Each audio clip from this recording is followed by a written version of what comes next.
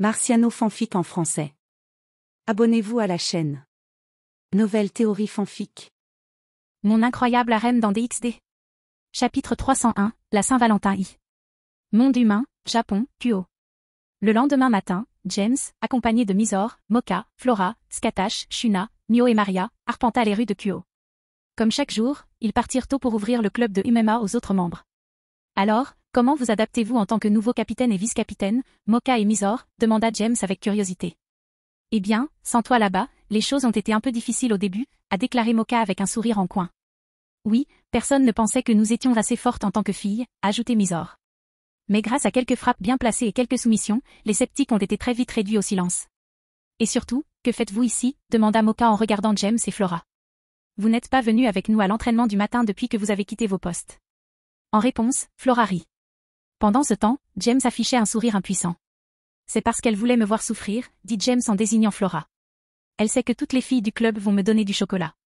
Et elle aime voir mon sourire s'illuminer quand je sens cette odeur dégoûtante. Te voir souffrir n'est qu'une partie du problème, dit Flora en souriant. Je trouve toujours fascinant que tu détestes autant le chocolat. En entendant cela, Mio et Maria se regardèrent avec un peu de soulagement dans leurs expressions. C'était gentil de la part de Koneko-chan de nous parler de sa haine pour le chocolat, dit Maria en chuchotant à Mio. Oui, sinon ça aurait été gênant, répondit Mio dans un murmure. Alors, quand vas-tu le lui donner, demanda Maria, toujours en murmurant. Déjeuner, répondit Mio. Bonne chance, s'exclama Maria dans un murmure avant de serrer sa demi-sœur dans ses bras. Maria, lâche-moi, s'exclama Mio, ce qui poussa le reste du groupe à se retourner et à les regarder avec curiosité. Si tu ne me lâches pas, tout de suite, je te tue 100 fois. En réponse, au lieu d'abandonner, Maria rit joyeusement. Pendant ce temps, le reste du groupe souriait gentiment aux frères et sœurs avant de se retourner et de poursuivre leur promenade. Un instant plus tard, Misor s'approcha de Moka et Shuna et leur murmura à l'oreille. Penses-tu qu'elle avouera aujourd'hui, demanda Misor. J'espère bien, répondit Moka. Tout le monde en a assez de faire semblant d'ignorer ce qu'elle ressent. Je pense que même James va passer à l'acte si elle ne se dépêche pas. En arrivant près de James, Misor le vit sourire tandis qu'il parlait à Flora et Skatash. Puis elle hocha la tête. Eh bien, j'espère juste que rien ne viendra nous gêner, a déclaré Misor. Arrêtez de lever des drapeaux, dit Shuna. Immédiatement après, Moka plaça ses jointures sur le front de Misor. Souhaitez-lui simplement le meilleur et occupez-vous de vos affaires, dit Moka avec un sourire. Bien, dit Misor en frottant l'endroit où Moka l'avait frappé. Quelques minutes plus tard, James et les filles arrivèrent au MMA Hall. Moka ouvrit les portes avec la clé, et le reste du groupe la suivit à l'intérieur. Après avoir enfilé leur tenue d'entraînement, elles commencèrent toute une courte séance d'entraînement. Quelques minutes plus tard, les autres membres du club arrivèrent dans la salle d'entraînement. Bien que les enfants se soient comportés normalement, saluant tout le monde et s'attendant à recevoir du chocolat de Misor, Moka, Flora, Shuna, Mio et Maria, ils ne furent ni surpris ni déprimés lorsqu'ils ne le reçurent pas. Les filles, quant à elles, furent surprises de voir James dans la salle d'entraînement. Comme mentionné précédemment, ni lui ni Flora ne s'étaient entraînés ce matin-là depuis qu'ils avaient quitté leurs fonctions respectives de capitaine et de vice-capitaine. Après s'être changés, ils coururent vers les vestiaires, chacun en ressortant avec une petite boîte ou un sac décoratif. Puis, le regard ardent, ils s'approchèrent de James, qui lançait un sac lourd vers Skatash. À la vue de Skatash, les filles s'arrêtèrent, leur détermination chancelante. Au lieu d'approcher avec audace comme elles l'avaient prévu, elles attendirent le départ de Skatash. Malheureusement pour eux, Skatash n'allait pas partir en plein entraînement, peu importe qui attendait l'attention de James. Alors, au lieu d'interrompre ses instructions, Skatash continua d'aboyer des combinaisons tout en se tournant vers les filles. Surprises par l'intensité du flash, les filles tremblèrent sur place. Un instant plus tard, la plus déterminée s'avança et déposa la boîte de chocolat qu'elle portait par terre, à côté du sac lourd, avant de s'enfuir. Voyant le courage de cette fille, les autres filles furent inspirées et suivirent son exemple. Elles déposèrent également leur paquet de chocolat près du sac de frappe avant de partir pour leur entraînement matinal. Pendant ce temps, Flora observait cet échange avec un sourire. Et lorsqu'elle vit les sourcils de James froncer à l'odeur du chocolat, elle dut réprimer un rire. Un peu plus tard, l'entraînement du matin s'est terminé et James tenait un grand sac rempli de chocolat alors que le groupe quittait la salle d'entraînement. Je ne sais pas pourquoi j'ai accepté de venir à l'entraînement du matin, a déclaré James, une expression gênée sur le visage. Au moins, ils ne t'ont pas demandé de goûter le chocolat, dit Maria. J'imagine que ça n'aurait pas bien fini. Ça aurait probablement blessé certains, a déclaré James. Je ne pouvais absolument pas manger du chocolat volontairement. Quelques minutes plus tard, alors qu'ils discutaient encore, le groupe entra dans le bâtiment de l'école et se dirigea vers les casiers à chaussures. Lorsque James ouvrit son casier à chaussures, une autre pile de chocolat en tomba, provoquant un frémissement de son sourcil encore plus violent. PFFF, je déteste la Saint-Valentin, dit James en fixant le chocolat par terre d'un regard sans vie. Si les enfants qui ne mangent pas de chocolat t'entendaient, ils te maudiraient à mort, dit Ria, accompagnant Akeno, Sona, Tsubaki et Raya. En d'autres termes, rien ne changerait, dit James avec un haussement d'épaule et un sourire. On m'a déjà insulté parce que je sortais avec les plus belles filles du lycée, non? En entendant cela, Ria, Sona, Akeno et Flora échangèrent un large sourire.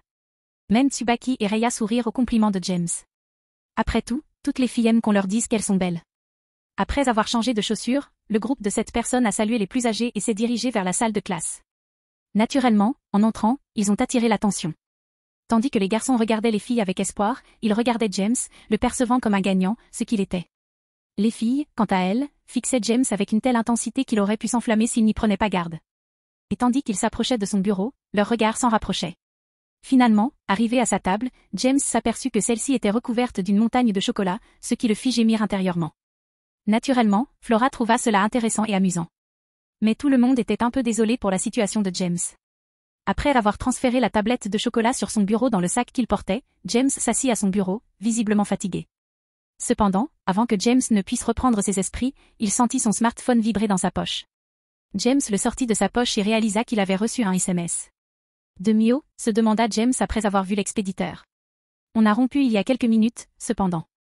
En ouvrant le texte, James a lu le message et a été surpris. Mio, pouvons-nous déjeuner ensemble aujourd'hui? Va-t-il enfin agir, pensa James. Après avoir lu le message et souriant doucement, James commença à taper sa réponse. James, bien sûr. Ça ne me dérange pas. Mio, ok, je t'attends sur le toit. James, ok, on se voit au déjeuner. Mio, si tu es en retard, je te tuerai 100 fois. En voyant le dernier message de Mio, le sourire de James s'élargit. Il remit ensuite son téléphone dans sa poche après l'avoir mis en mode vibreur. Un instant plus tard, le professeur principal entra dans la salle pour commencer le cours. Quelques heures plus tard, après quelques cours détendus, la cloche sonna, annonçant le début du déjeuner. James prit son déjeuner et se dirigea vers la sortie de la salle de classe. « Où vas-tu » demanda Ria avec curiosité. « Elle va probablement voir Mio » dit Flora en souriant. « Elle finira probablement par agir. » En entendant cela, Ria se sentit un peu gênée. Au début, elle n'avait rien contre le fait que Mio courtise James. Cependant, après que Venelana ait commencé à le suivre, elle se sentit un peu mal à l'aise à l'idée que sa cousine fasse de même. Cependant, elle ne pouvait rien y faire. Si James l'acceptait, elle devrait soit l'accepter, soit rompre avec lui. Et il était hors de question qu'elle envisage la deuxième option. Flora a raison, dit James en souriant. Elle m'a envoyé un texto pour me proposer de déjeuner avec elle sur le toit aujourd'hui. Sur ce, James quitta la salle de classe et grimpa sur le toit. À son arrivée, il remarqua plusieurs couples en train de déjeuner ensemble.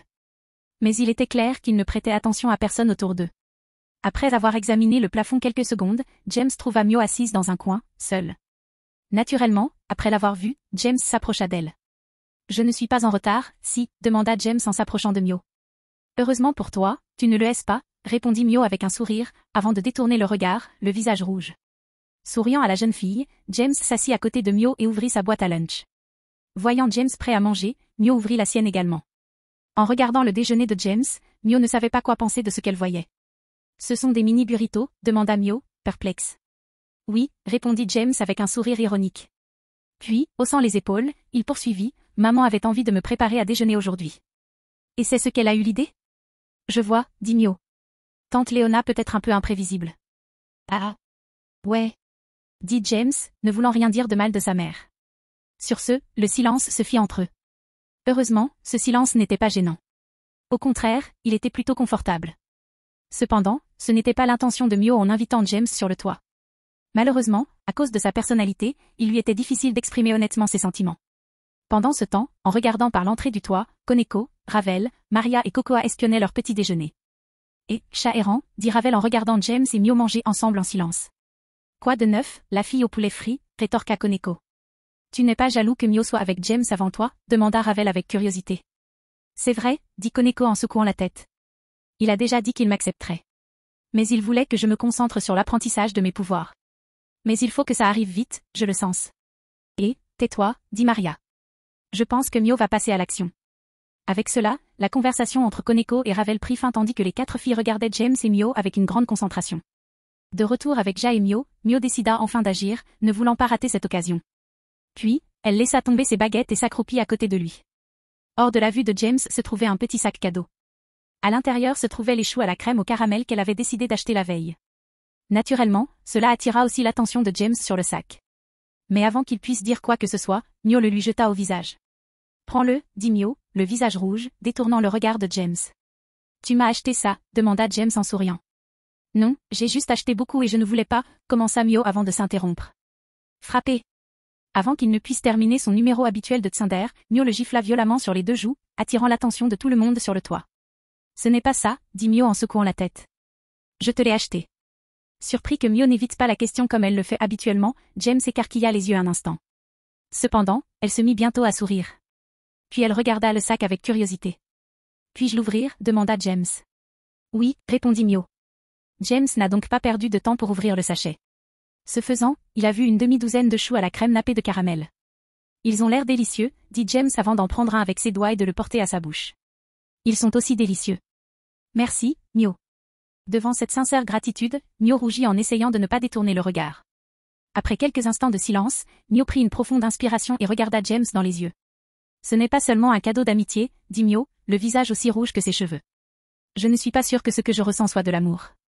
Mais je sais qu'après nous avoir accueillis, Maria et moi, et nous avoir donné un foyer, sans parler de nous avoir protégés de celui qui a tué notre père, je veux dire. James resta silencieux pendant que Mio cherchait ses mots. Pendant ce temps, Mio ne savait pas comment exprimer ce qu'elle voulait. De ce fait, elle commença à se sentir frustrée et impatiente. Puis, après quelques instants de recherche de mots, elle craqua. Je ne peux plus imaginer vivre sans toi, cria Mio, inconsciente de son environnement, frustrée. Alors je veux être ta petite amie. Aussitôt, le silence se fit sur le toit. Même James, qui s'y attendait, fut choqué d'entendre Mio crier ses aveux en public.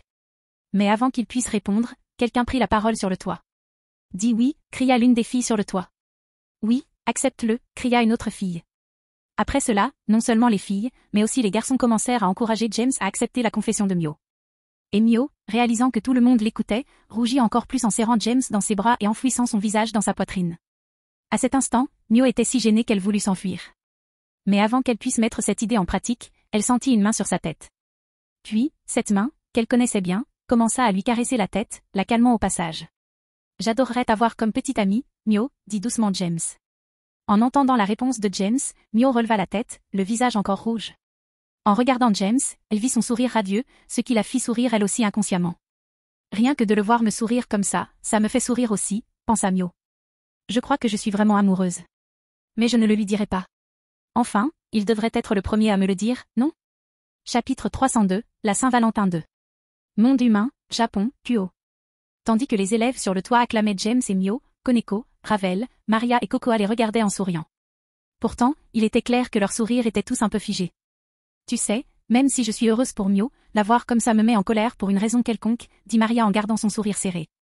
Les 3 autres étaient d'accord avec Maria. Et tous, Maria y compris, savaient pourquoi. Ils étaient jaloux. Koneko et Ravel attendaient depuis longtemps l'occasion de se retrouver avec James. De leur côté, même si Maria et Cocoa n'étaient pas particulièrement intéressées par James, elles devaient admettre qu'être sa petite amie ne serait pas si mal. James Sampé a enfin une petite amie, a déclaré l'une des filles sur le toit, réalisant enfin tout le poids de la situation. Cette situation suscitait l'envie chez les 4 filles. Si tout le monde savait que James avait plus d'une petite amie, les élèves n'en avaient aucune idée. Aux yeux du grand public, James était célibataire depuis sa première année. Se trouver une petite amie juste avant la remise des diplômes était donc une étape importante pour lui. Non, je n'aime pas ça, dit Koneko en fronçant les sourcils. Oui, Mio est désormais ta petite amie publique, acquiesça Ravel. Plus important que ça, dit Maria d'un ton inquiet. Le ton inquiet de Maria fit que les 3 autres filles la regardèrent avec confusion. Quoi de neuf, Maria, demanda Cocoa avec curiosité. Que penseront les autres filles quand elles découvriront que Mio est la petite amie publique de James Nii, demanda Maria avec appréhension. Je suis sûre que tout ira bien, dit Ravel. Ils n'en feront pas tout un plat, n'est-ce pas?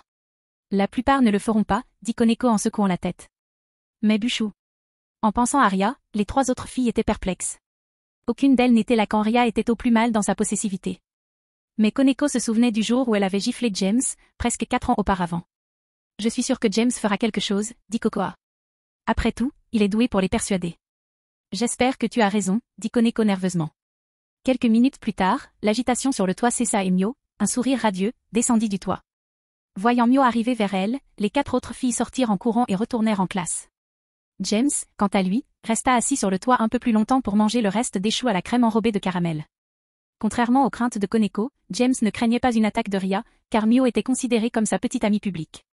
Au fil des ans, toutes ces filles avaient pensé qu'une seule d'entre elles pouvait être sa petite amie publique. Elles étaient donc préparées à l'éventualité que quelqu'un d'autre assume ce rôle.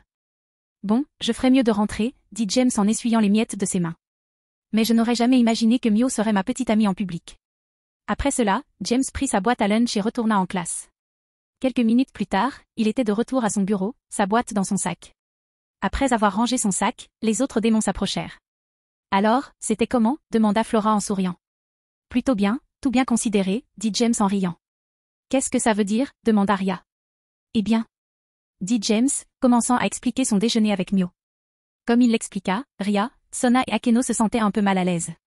Bien qu'ils s'y soient préparés, ils n'en étaient pas moins gênés de savoir qu'ils n'étaient pas la petite amie publique de James dans le monde des humains. Malgré tout, Sona et Ria se laissèrent facilement apaiser, sachant qu'ils étaient les premiers impliqués dans la dispute concernant la première épouse de James. Je suis la première épouse, pensèrent Ria et Sona simultanément. Peu après, la cloche sonna la fin de la pause déjeuner, et le reste de la journée se déroula sans incident. Après la dernière sonnerie, tous les surnaturels de première et deuxième année partirent participer aux activités du club. Pendant ce temps, les troisièmes années retournèrent au manoir. En rentrant chez elles, les 6 filles sortirent des bonbons de leur sac et les tendirent à James avec un sourire. Naturellement, les cadeaux de Tsubaki et Reiya étaient des cadeaux d'amitié. Puis, avec un grand sourire, James remercia tout le monde et embrassa Ria, Sona, Akeno et Flora. Après 20 minutes de marche, le groupe arriva au manoir et y entra rapidement. Une fois arrivé, Tsubaki se sépara du groupe pour retrouver Seu Chulin, tandis que Reiya s'enfuit pour finir de préparer le chocolat qu'il allait offrir à Yuto. Bon, on ne verra probablement pas Lancé et Tsubaki de la soirée, dit James avec un sourire entendu. Mais quand même, parfois, je pense que Yuto est asexuel. Enfin, il a 3 belles filles sur lui et il ne montre aucun intérêt. Tandis que tout le monde riait de la blague de James, Sona affichait une expression quelque peu confuse. Les 3 filles, Reiya, Momo et Tsubasa, étaient toutes membres de sa noblesse. Et depuis près de 3 ans, Reiya tente d'attirer l'attention de Yuto. De leur côté, Momo et Tsubasa s'intéressent à lui depuis leur première année. Quelques instants plus tard, après avoir changé de chaussures, le groupe de 5 entra dans la pièce. Ce faisant, ils furent surpris de voir Zest agenouillé devant la porte. « Bonsoir, jeune maître James », dit Zest sur son ton habituel. « Souhaitez-vous dîner, prendre un bain, ou peut-être, moi ?» Voyant cela, les filles se mirent à rire doucement. Pendant ce temps, James se massait les tempes. Puis, il regarda autour de lui et vit sa mère, Venulana, Greffia, Irène, Evangeline, Kalua, Akua et Erza qui assistaient au spectacle. « Je suis presque sûr de connaître déjà la réponse à cette question, dit James d'un ton fatigué. « Mais qui l'a poussé à faire ça ?»« C'était moi, dit Sheila en entrant dans la pièce par une autre entrée.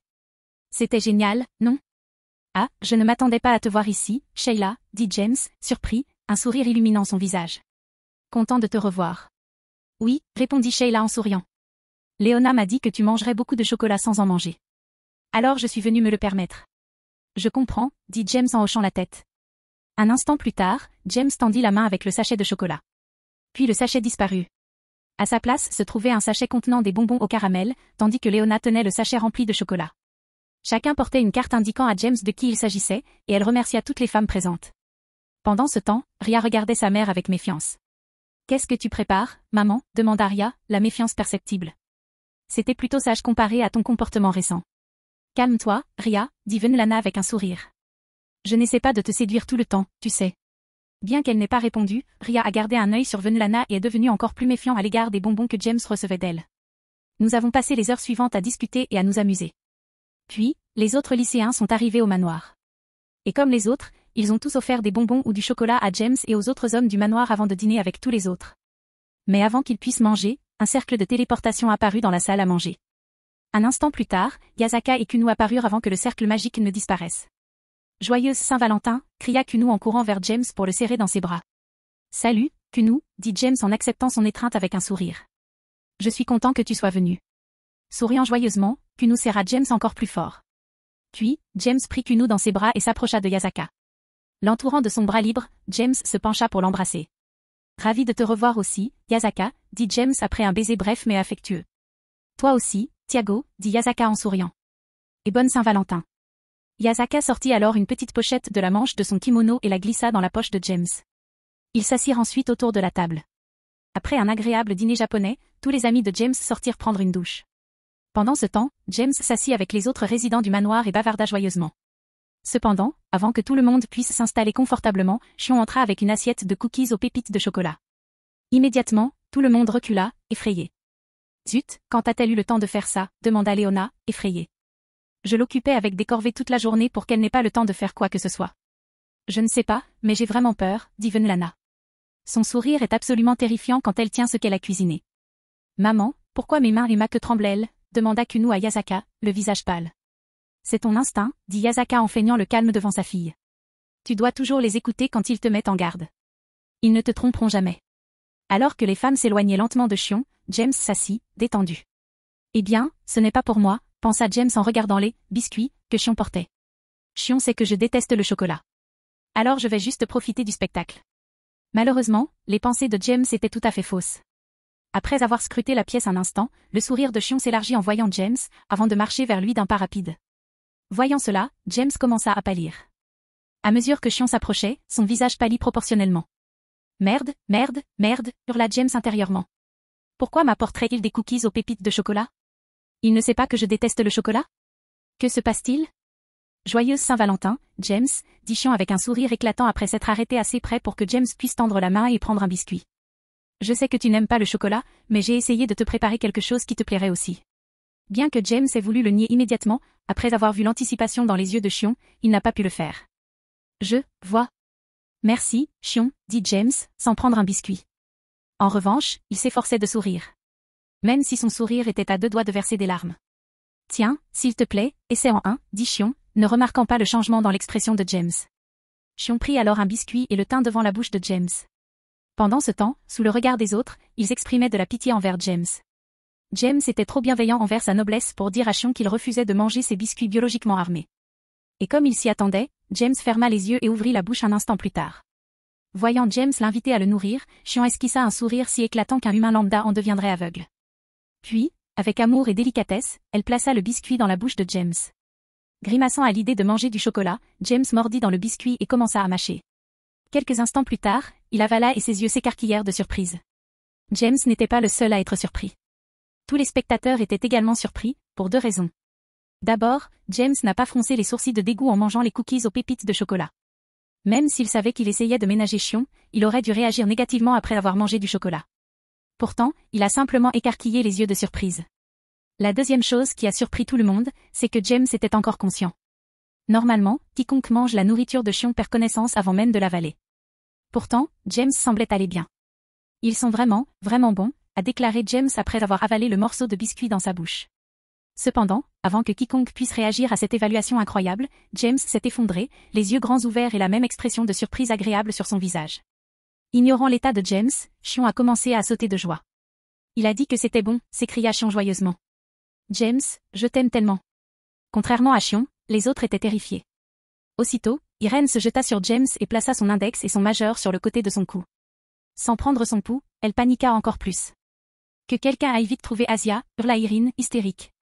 Elle ne respire plus et son cœur ne bat plus. Dépêchez-vous. Après cela, le manoir tout entier s'est affolé. En moins d'une minute, Asia et Shuna traitaient James avec anxiété.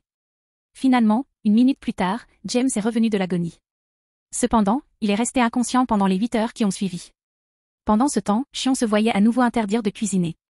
Naturellement, elle éprouvait des sentiments mitigés. Même si elle se sentait mal d'avoir failli tuer James, elle était ravie que James fasse l'éloge de sa cuisine. Chapitre 303, départ pour le tournoi d'arts martiaux noirs. Monde humain, Japon, Kuo. À son réveil le lendemain matin, James n'avait aucun souvenir de ce qui s'était passé après le dîner. Il ne se souvenait pas d'avoir mangé le biscuit de Saint-Valentin de Shion, ni du moment le plus choquant de la soirée, selon lui, s'être fait dire que quelque chose en chocolat avait bon goût. Naturellement, il avait aussi oublié sa mort imminente. Non. Son expérience de l'au-delà également. Au lieu de cela, il se rendit à l'école comme il le faisait habituellement avec les autres résidents du manoir. Puis, une fois la journée d'école terminée, il retourna au manoir. En entrant dans la pièce, il fut informé que Skatash et Janké l'avaient invité à les rejoindre dans leur atelier. À son arrivée, Skatash et Janké l'attendaient dans leur atelier, la pièce du manoir qui était reconnue comme le bureau de James. « Alors, tu veux participer au tournoi d'arts martiaux noirs ?» demanda Skatash.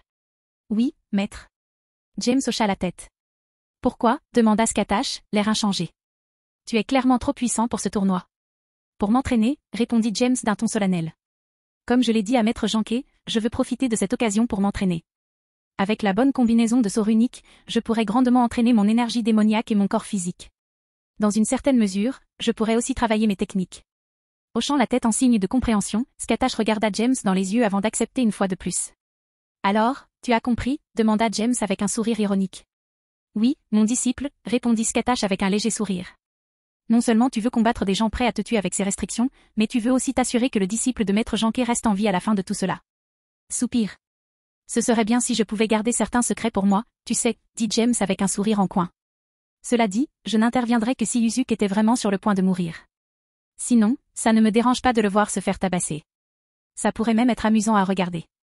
Pendant ce temps, Janké regardait James avec une pointe de gratitude. Bien que James n'interagisse pas beaucoup avec Yuzuki en fait, il interagissait beaucoup plus avec elle à cause de leur rivalité dans les jeux vidéo. Elle réalisa qu'il appréciait le travail que Yuzuki fournissait à son entraînement. Même s'il s'en plaignait à chaque étape. Eh bien, je n'y vois aucun inconvénient, Maître Janké, dit Skatash en se tournant vers Janké. Et vous? Je suppose que ça ne pose pas de problème, répondit Janké. Je serai sur place aussi. Je pense pouvoir le rappeler à James avant qu'il n'intervienne trop tôt. Hochant la tête, Skatash se leva et s'approcha de James. Alors, mettons les seaux en place, dit Skatash, l'index droit luisant de la lumière de son énergie démoniaque. Je vais placer 3 seaux sur toi. Le premier et le deuxième réduiront ta production d'énergie démoniaque et ta force physique au niveau intermédiaire de haut rang. Avec des statistiques comme celle-là, je ne serai probablement pas mis au défi avant les derniers tours, n'est-ce pas, demanda James, même s'il avait une idée de ce à quoi le tournoi devrait ressembler. Plus ou moins, répondit Janké. Mais tu ne devrais pas baisser la garde. Les organisateurs du tournoi feront tout pour faire échouer ton équipe. Compris, répondit James d'un hochement de tête et d'un sourire. Sur ce, Skatash continua d'appliquer le saut. Cependant, en plein milieu de l'application, James sentit que quelque chose n'allait pas. Maître, pourquoi mettez-vous le saut maintenant, demanda James avec curiosité. Le tournoi des ténèbres ne commence pas avant 3 semaines, c'est ça? Regardant Janké pour confirmation, James regarda Skatash après avoir reçu un signe de tête en réponse. C'est pour que tu puisses t'habituer au changement de ta force avant le début du tournoi, a déclaré Skatash, son expression a changé. Maître, nous savons tous les deux qu'après tout l'entraînement que j'ai suivi avec vous, 3 semaines sont largement suffisantes pour m'adapter, dit James avec un sourire ironique. Est-ce une punition pour avoir passé cette journée au lit avec Aislinn au lieu de m'entraîner avec vous? Je n'ai aucune idée de ce que tu veux dire, dit Skatash, sans établir de contact visuel avec James. Maître, vous êtes vraiment très mignon, dit James en souriant. Frappé. Tais-toi, dit Skatash, l'air inchangé. Va en salle d'entraînement et commence à te familiariser avec ta force. Oui, madame, répondit James avec un sourire, sans se soucier de la claque qu'il reçut. Un instant plus tard, alors que Skatash s'apprêtait à quitter l'atelier, Janké se leva et se dirigea vers la porte. Puis elle s'arrêta, dos à Skatash. Il a raison, tu sais, dit Janké sans se retourner. Tu es vraiment très mignon. Après cela, Janké franchit la porte, laissant Skatash sans voix pour la première fois depuis longtemps. Les 3 semaines suivantes se passèrent paisiblement. Enfin, le jour arriva pour James et Yuzuki de retrouver le reste de l'équipe et de partir pour l'île de Hangnek, où se tenait le tournoi d'arts martiaux noirs. Monde humain, Japon, port sans nom. Êtes-vous venu ici pour être notre casse-croûte nocturne, demanda un démon à la peau grise, doté de longues cornes et de crocs, en regardant les nouveaux arrivants au port. Peut-être qu'ils les ont invités pour s'amuser avant le tournoi, dit un démon à la peau rouge et à la longue queue. Enfin, aiguiser mes griffes sur un humain, ce serait vraiment amusant. Je préférerais en faire mes esclaves, dit un démon à la peau noire sans iris, un sourire sadique sur le visage. Debout dans la direction où tous les regards des démons étaient rivés se trouvaient 3 jeunes hommes. Le premier était un adolescent humain d'environ 1,83 mètres, aux cheveux roux orangés coiffés en pompadour façon Elvis des années 1950, aux pommettes saillantes, au nez pointu, aux yeux gris étroits et à la carrure forte et musclée, avec de larges épaules. Il portait un uniforme de lycée bleu, semblable à un pull. Le deuxième était un beau jeune homme aux yeux verts vifs et aux cheveux roux profonds qui lui tombaient dans le dos, 2 mèches retombant sur ses épaules. Mesurant environ 1,72 mètres, il portait une tenue d'arts martiaux blanche avec une ceinture rose nouée à la taille gauche. Le dernier des 3 était un homme petit, grand et hérissé, aux cheveux noirs et aux yeux rouges cramoisis. Il mesurait environ 1,47 mètres, avait les yeux rouges cramoisis et une silhouette mince et musclée. Il portait une cape noire, une veste à col blanc, un pantalon noir et des bottes noires dans lesquelles il rentrait son pantalon. Où est Urameshi? S'il ne se dépêche pas, on va rater le coche, dit le plus grand des 3, irrité. Que faire s'il ne vient pas? Serons-nous disqualifiés? Si cela arrive, je tuerai tout le monde jusqu'à ce que nous soyons réintégrés, répondit le plus petit des 3. Tu t'es déjà demandé pourquoi tu n'avais pas d'amis, Yei, répondit le plus grand au plus petit. Au lieu de répondre, le plus petit des 3, Yei, détourna le regard, sans même considérer ce que disait le garçon plus grand. Bon sang, dit le plus grand, une pointe de nervosité transparaissant dans son expression irritée. Pourquoi tous ces démons nous fixent-ils comme ça? On dirait qu'ils vont nous attaquer d'un instant à l'autre. Pas besoin d'être nerveux, Kuwabara, dit la rousse d'un ton doux. Tu es devenu beaucoup plus fort. Oui, c'est vrai, dit Kuwabara, le plus grand des 3, avec un peu plus d'énergie. Mais Kurama, toi et Yei m'avez vraiment mis dans le pétrin. Kuwabara commença alors à frissonner en pensant à l'entraînement brutal que ses 2 coéquipiers lui avaient fait subir au cours des 3 derniers mois.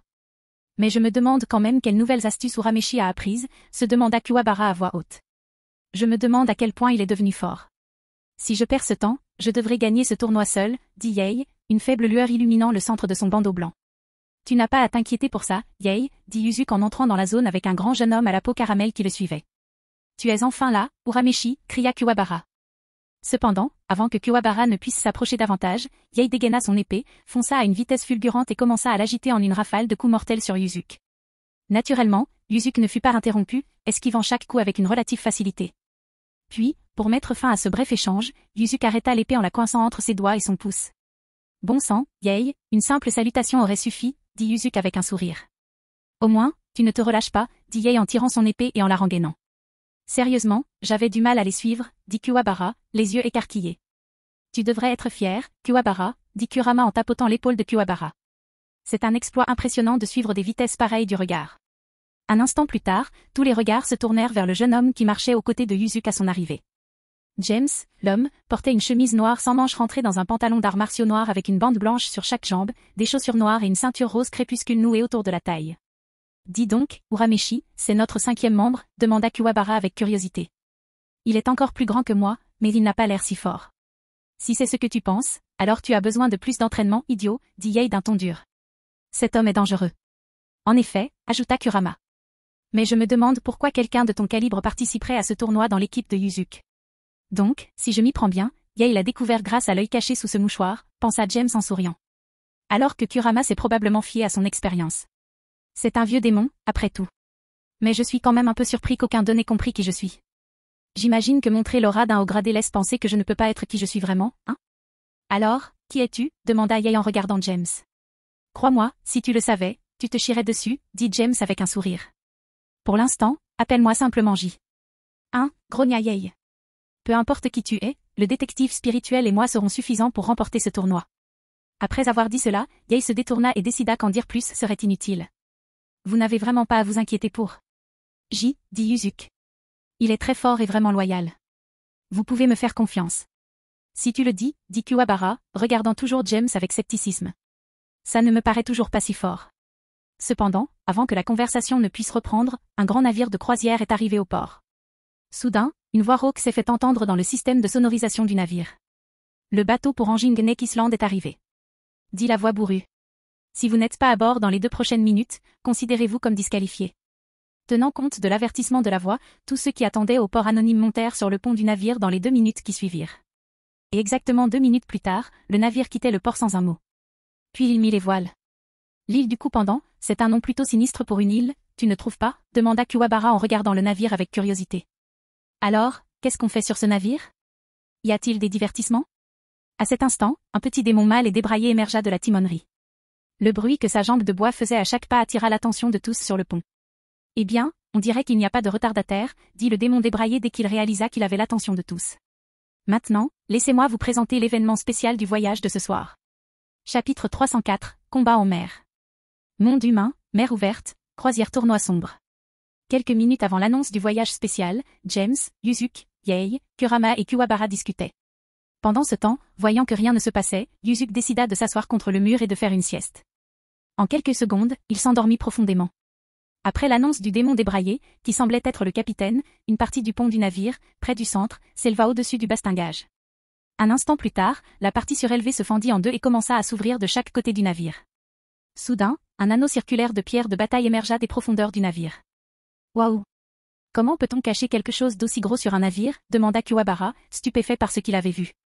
Je ne pense pas que ce soit important pour le moment, dit Kurama en regardant le démon qu'il supposait être le capitaine du navire. Comme Kurama, tous les démons du navire observaient également le capitaine, attendant ce qu'il dirait ensuite. Puisque nous avons autant de démons à bord, nous devrons organiser un petit match préliminaire pour choisir une équipe parmi tant d'autres pour participer au tournoi, a déclaré le démon débraillé avec un sourire misérable sur son visage. En entendant cela, tous les démons s'excitèrent. Aucun d'eux ne serait contre l'idée de tuer quelqu'un maintenant. En attendant les règles, ils se mirent tous à faire craquer leurs articulations ou à aiguiser leurs griffes par anticipation.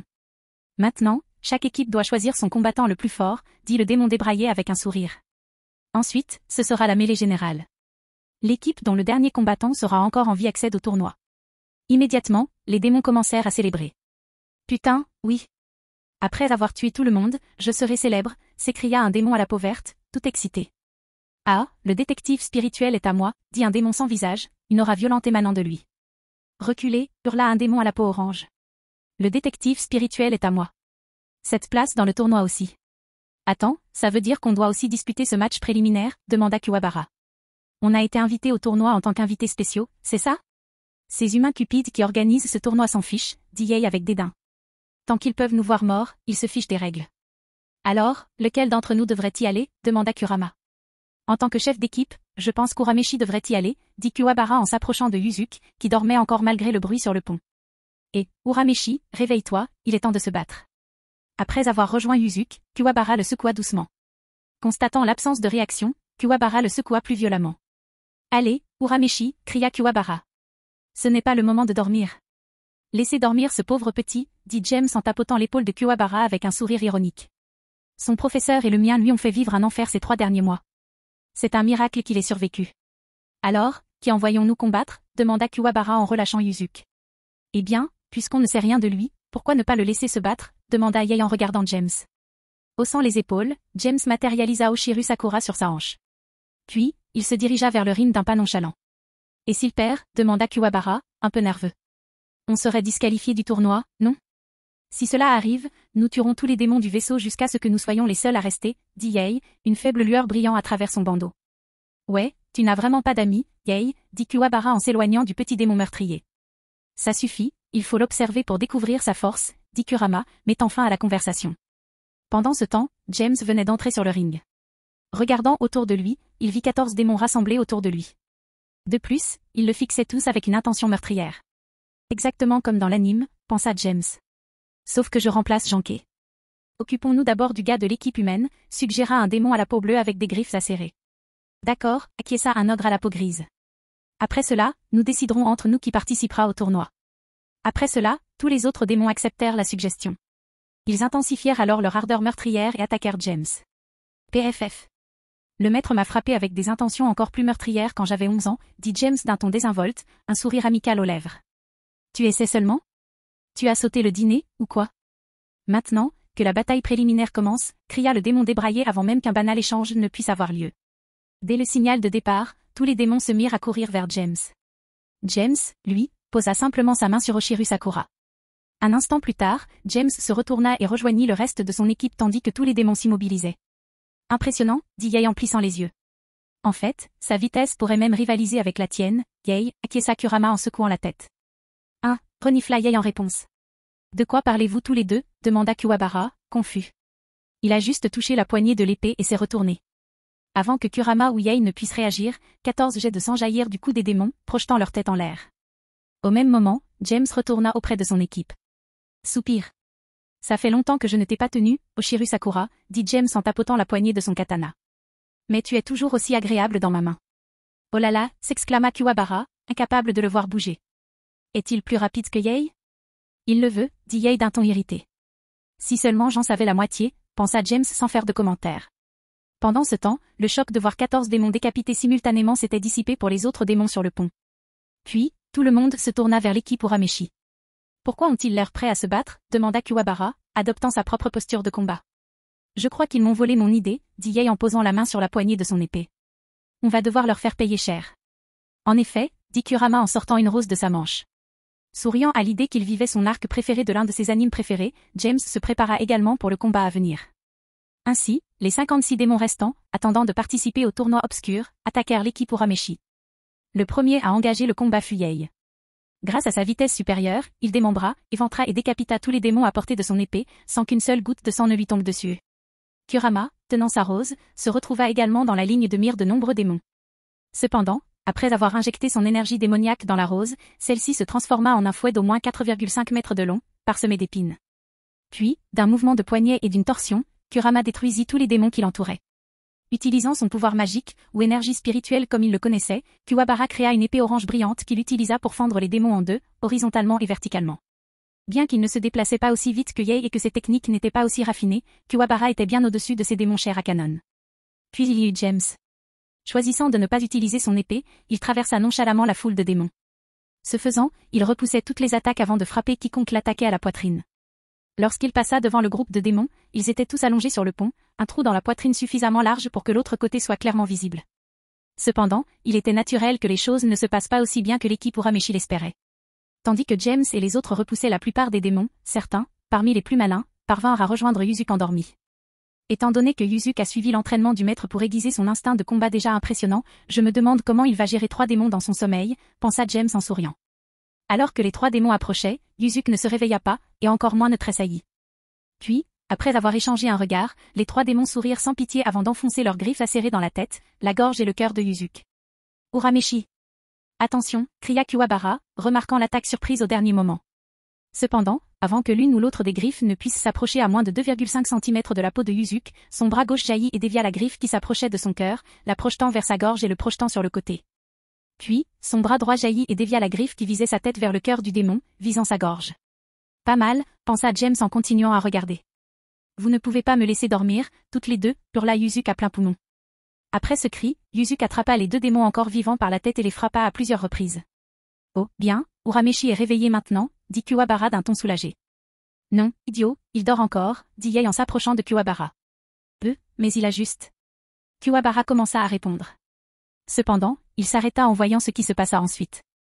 Finalement, les crânes des 2 démons s'effondrèrent. Après leur mort, Yuzuki les lâcha et tomba contre le mur, les yeux fermés. Il a fait tout ça, pendant que je dormais, demanda Kuwabara, incrédule. Apparemment, il a consacré beaucoup d'efforts à son entraînement, dit Kurama en s'approchant de Kuwabara et Yae. On dirait que Yuzuki a réduit tous nos efforts à néant. Si seulement vous saviez la moitié, dit James en rejoignant les 3 autres. Le mien et son professeur lui ont vraiment causé des ennuis. Sérieusement, si je vous dis ça, vous allez vraiment vous faire chier dessus. Nous savons qui est ton maître, dit Yae d'un ton froid. Mais qui est ce maître? Ignorant la tentative d'intimidation de Yae, James sourit et commença à agiter son doigt devant Yae. Non, Yae, dit James d'une voix chantante. Si je te le disais, ça gâcherait la surprise. Fronçant les sourcils, agacé, Yae abandonna le sujet. Cependant, il jura qu'il obtiendrait les informations qu'il désirait, d'une manière ou d'une autre. Pendant ce temps, James continuait à sourire. Je devrais trouver un moyen de convaincre Yae de rejoindre ma noblesse, pensa James. Ce jagan sur le front de Yae serait utile pour retrouver Rizvim. Il s'en est servi pour espionner sa sœur dans le monde des démons depuis le monde des humains, non? Pendant ce temps, le démon débraillé commandant le navire ne bougea pas de sa place pendant tout le combat. Cependant, une fois le combat terminé, il fit demi-tour et retourna à la timonerie. On dirait qu'ils sont plus forts que prévu, se dit le démon débraillé. Je vais devoir en informer les organisateurs. Monde humain, Japon, Tokyo. Dans un certain appartement d'un certain quartier, une adolescente et une femme ont coincé une deuxième femme. Allons, vous deux. Inutile d'être violent, n'est-ce pas, dit la deuxième femme, une belle femme aux cheveux cyan attachés en queue de cheval et aux yeux roses, en tendant les mains sur la défensive. Beau temps, cria l'adolescente, une jolie fille aux cheveux bruns coiffés au carré et aux yeux bruns roux, d'un ton agité. Où est Yuzuki? Et mon petit frère, demande l'autre femme, une belle femme aux longs cheveux bruns et aux yeux marrons, sans laisser transparaître son habituelle expression indifférente. Ni Kazuma ni Yuzuki ne nous ont contactés depuis des mois. Ces 3-là étaient connus de la plupart des membres de l'équipe Urameshi. Beau temps, une femme aux cheveux cyan, est une faucheuse échappée des enfers. Détestant la façon dont Hades gère les choses, elle est partie travailler pour le monde des esprits. Elle est également l'assistante de Yuzuki lorsqu'il travaille comme détective spirituel. L'adolescente Yukimura Keiko est la camarade de classe et l'amie d'enfance de Yuzuki. Humaine comme les autres, elle a récemment découvert le côté surnaturel du monde et s'inquiète depuis pour Yuzuki. La 3e femme, Kuwabara Shizuru, est la sœur aînée de Kuwabara Kazuma. Plus communément appelée Kuwabara, elle s'inquiète pour son frère depuis sa disparition pour s'entraîner pour le tournoi. Eh bien, tu sais, dit Botan, prise de sueur froide à cause de l'atmosphère menaçante qui se dégageait des 2 hommes devant elle. Les garçons sont toujours des garçons, n'est-ce pas? Pas mon petit frère, dit Shizuru en s'avançant d'un pas, maintenant, dis-nous où sont Kazuma et Yuzuki. Mais je ne peux pas, dit Botan, essayant de reculer avant de heurter un mur. Botan, s'il te plaît, dit Keiko en faisant les yeux doux. On est amis, non? Sur ce, Botan commença à céder à la pression. Botanique. Keiko et Shizuru ont crié. Hug. Koenma va me tuer pour ça, dit Botan en cédant enfin à la pression. Chapitre 305, réunion de l'équipe Rokuyuke. Monde humain, île du coup suspendu. Après avoir éliminé tous les prétendants au tournoi des ténèbres à bord du navire, le reste du voyage se déroula sans incident. Yuzuki ne s'était toujours pas réveillé, alors, à son débarquement, Kuwabara fut contraint de le porter sur son dos. En observant le port après avoir remis les pieds sur la terre ferme, Kuwabara, Kurama et Yae furent surpris par l'atmosphère décadente. Cependant, ces 2 derniers ne le laissèrent rien paraître. Waouh, je n'ai jamais vu autant de gens riches au même endroit auparavant, a déclaré Kuwabara, tournant la tête de gauche à droite, admirant le paysage. Mon Dieu, regardez-moi ce plouc, s'exclama un homme d'âge mûr bien habillé après avoir remarqué Kuwabara. Il agit comme s'il n'avait jamais vu un grand immeuble. Burke. Il a l'air si pauvre, dit la femme voyante pendue au bras de l'homme. Qu'est-ce que c'était, demanda Kuwabara, puisque le couple n'était pas resté silencieux. Ne bouge pas, dit Yei d'un ton irrité. Tu te fais honte. De toute façon, il n'y a aucune raison de prêter attention à quelqu'un comme ça, dit James en souriant. De toute façon, la moitié des diamants de ta montre sont faux. En entendant cela, la femme vêtue de façon extravagante regarda son compagnon avec surprise. Dis-tu la vérité, demanda la femme. Bien sûr, rétorqua l'homme d'âge moyen avec véhémence. Ce morveux n'a aucune idée de ce qu'il dit. Ah, c'est bien ce que tu crois, demanda James en souriant. Puis il regarda Kurama. Dis donc, Kurama, tu as une graine avec toi? Juste une graine normale. Je le fais, répondit Kurama en sortant une graine de la poche intérieure de ses vêtements. Après avoir reçu la graine de Kurama, James l'examina. Puis, satisfait, il hocha la tête. Puis, du bout des doigts, il tapota le poignet de l'homme d'âge moyen. Accident. Quelques instants plus tard, exactement la moitié des diamants du poignet de l'homme d'âge moyen se brisèrent. La femme accrochée à lui hurla de peur. Puis elle s'écarta de l'homme et le pointa du doigt. Alors toi aussi, tu fais partie de ces pauvres types, hurla la femme. Les spectateurs se contentèrent de rire. Pendant ce temps, James et le reste de l'équipe Urameshi cessèrent de les observer en quittant les lieux. Suivant les instructions du port, l'équipe Urameshi se dirigea vers l'hôtel où elle était censée séjourner. Et, J, comment as-tu su que les diamants de ce type étaient faux, demanda Kuwabara avec curiosité. Tu es un idiot, demanda Yei. Il est clair qu'il a utilisé sa force pour briser ces diamants. Si je lui avais donné une graine de plante démoniaque, je serais d'accord avec toi, Yei, dit Kurama. Mais c'était une simple graine d'hortensia. Peu importe l'énergie démoniaque qu'elle contenait, elle n'aurait pas pu briser un diamant. Kurama a raison, tu sais, dit James en souriant à Yei. Et pour répondre à ta question, Kuwabara, il y a plusieurs raisons. D'abord, je suis plus riche que lui. Grogna Yei avec colère, interrompant James au milieu de sa phrase. Juste un gosse de riche qui se bat. Tu dois faire plus d'efforts, Yei, dit James en souriant. C'était une piètre tentative pour m'agacer. Au lieu de discuter avec James qui souriait, Yei décida de rester silencieux et de détourner le regard en fronçant les sourcils. Bref, comme je le disais, j'ai été très grossièrement interrompu, dit James, ce qui lui valut un grognement de Yei. Non seulement je suis plus riche que lui, mais j'ai aussi un parent complètement obsédé par les trésors. Alors je me suis donné pour mission de tout comprendre sur les bijoux. Alors c'est un démon, pensa Kurama. Les seuls êtres dotés d'énergie démoniaque, en dehors des démons. Et aussi les seuls à utiliser des familiers. Mais qui est-il vraiment? Les pensées de Yei étaient assez similaires à celles de Kurama. Kuwabara, quant à lui, était davantage préoccupé par la première raison invoquée par James. Cependant, James n'en révéla jamais davantage sur son identité ni sur sa richesse réelle, frustrant profondément ses trois compagnons. Finalement, le quintet arriva à l'hôtel. À leur grande surprise, ils purent obtenir la clé de la chambre sans difficulté à la réception. Le problème survint en entrant. James, le dernier à pénétrer dans la suite qui leur servirait d'hébergement, franchit le seuil. Il pivota sur lui-même à toute vitesse, dégainant l'épée d'Oshiru Sakura. Lorsqu'il s'immobilisa, son épée reposait sur l'épaule d'un démon qui semblait être un enfant. Le démon qui suivait James et les autres se figea en plein pas. Il fut surpris que quelqu'un l'ait remarqué. Entrer dans une pièce en même temps que ses occupants était l'une de ses astuces favorites pour ébranler la confiance de ses adversaires. Pourtant, il ne s'était jamais fait prendre auparavant. « Comment ça va, mon petit ?» demanda James avec un sourire. « Tu as perdu ?» À ce moment-là, Yei et Kurama remarquèrent un problème avec la porte de leur suite. Pendant ce temps, Kuwabara se rendit dans l'une des chambres pour allonger Yuzuki sur l'un des lits. Il n'avait pas encore réalisé qu'il y avait un problème. « Qui es-tu » demanda Kurama en marchant derrière James, à côté de Yei. Lorsqu'ils arrivèrent, ils virent James tenant son épée contre le cou d'un garçon aux cheveux bruns, aux yeux noirs et à 3 étoiles roses tatouées sous son œil gauche, portant une chemise jaune à manches longues avec une chemise rouge sans manches par-dessus la jaune, un jean et des baskets blanches. « Je suis Rinku, de l'équipe Rokuuke » dit le garçon, sans montrer aucun signe de peur. « Je suis juste venu assister à la compétition. »« Alors, quels sont les adversaires de demain » demanda Yei. « C'est vrai. » Rinku hocha la tête. « Je voulais voir qui seraient nos adversaires. Vous, les équipes invitées, avez vraiment de la chance. Vous n'avez pas à assister à cette cérémonie d'ouverture ennuyeuse. Enfin, c'est probablement parce que vous allez bientôt mourir. » Dit le garçon, l'épée au cou, dit James en souriant. « Rinku, que fais-tu » demanda une voix inconnue dans le couloir. « Oh, salut Zeru » dit Rinku en souriant. « Je regardais juste la compétition. » Zeru, un démon grand, musclé et large d'épaules, aux cheveux blonds, vêtu d'un t-shirt bleu foncé et d'un pantalon blanc, se dirigea vers la chambre de l'équipe Urameshi, l'air irrité. Dès qu'il s'approcha, il reporta son attention de Rinku sur l'épée posée sur son cou. Enfin, sur celui qui la tenait, James. Si tu prévois de vivre assez longtemps pour participer au tournoi, enlève ton épée, dit Zéru d'un ton qui n'accepterait pas le rejet.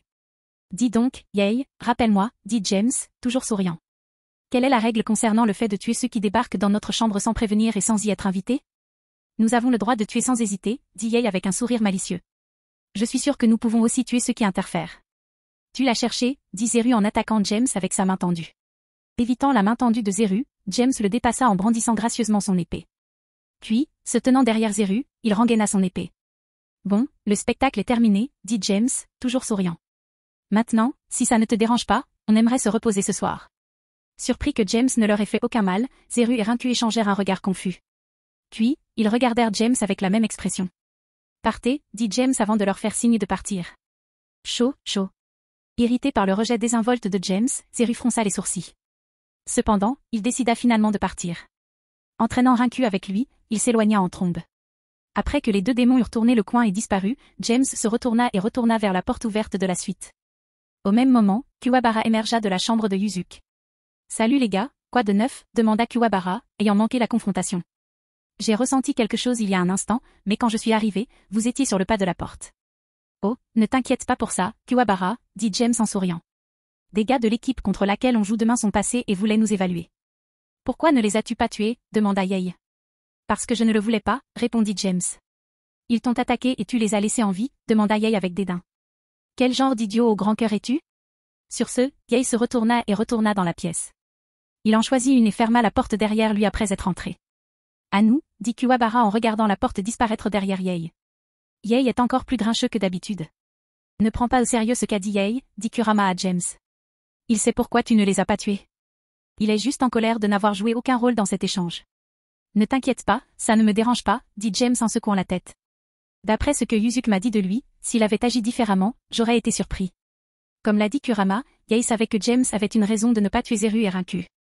Même si c'était normal, James ne voulait pas que l'équipe Urameshi soit disqualifiée pour avoir tué des membres d'une équipe rivale lors de l'arène. D'ailleurs, si Yei avait été dans la même situation, il les aurait laissés en vie. Mais la bataille aurait été bien plus féroce et Yei aurait probablement eu plus de mal à gérer ces deux-là, pensa Kurama. Bref, pourquoi ne pas s'asseoir et se détendre, dit James en entrant dans la suite. Une tasse de thé me ferait du bien, là, tout de suite.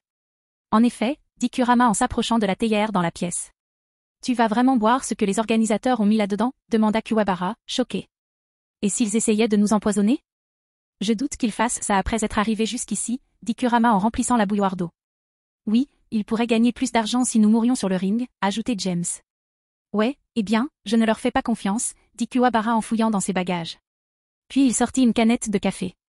Je vais m'en tenir au bon vieil aluminium. Comme tu veux. James hocha la tête. Pendant ce temps, Zéru et Rincu retournèrent au dortoir de l'équipe Rokuuke. L'expression de colère sur le visage de Zéru avait disparu, remplacée par l'indifférence. Alors, qu'en penses-tu, Rincu demanda Zéru sans regarder son compagnon. Ils ne m'ont rien semblé spécial, répondit Rincu en haussant les épaules. Enfin, c'était surprenant qu'un type me remarque. Mais à part ça, il n'était rien. S'il ne nous avait pas pris au dépourvu, je suis sûr qu'on aurait pu facilement le tuer. Si c'est ce que tu penses, alors tu as tort, dit Zéru, son expression inchangée.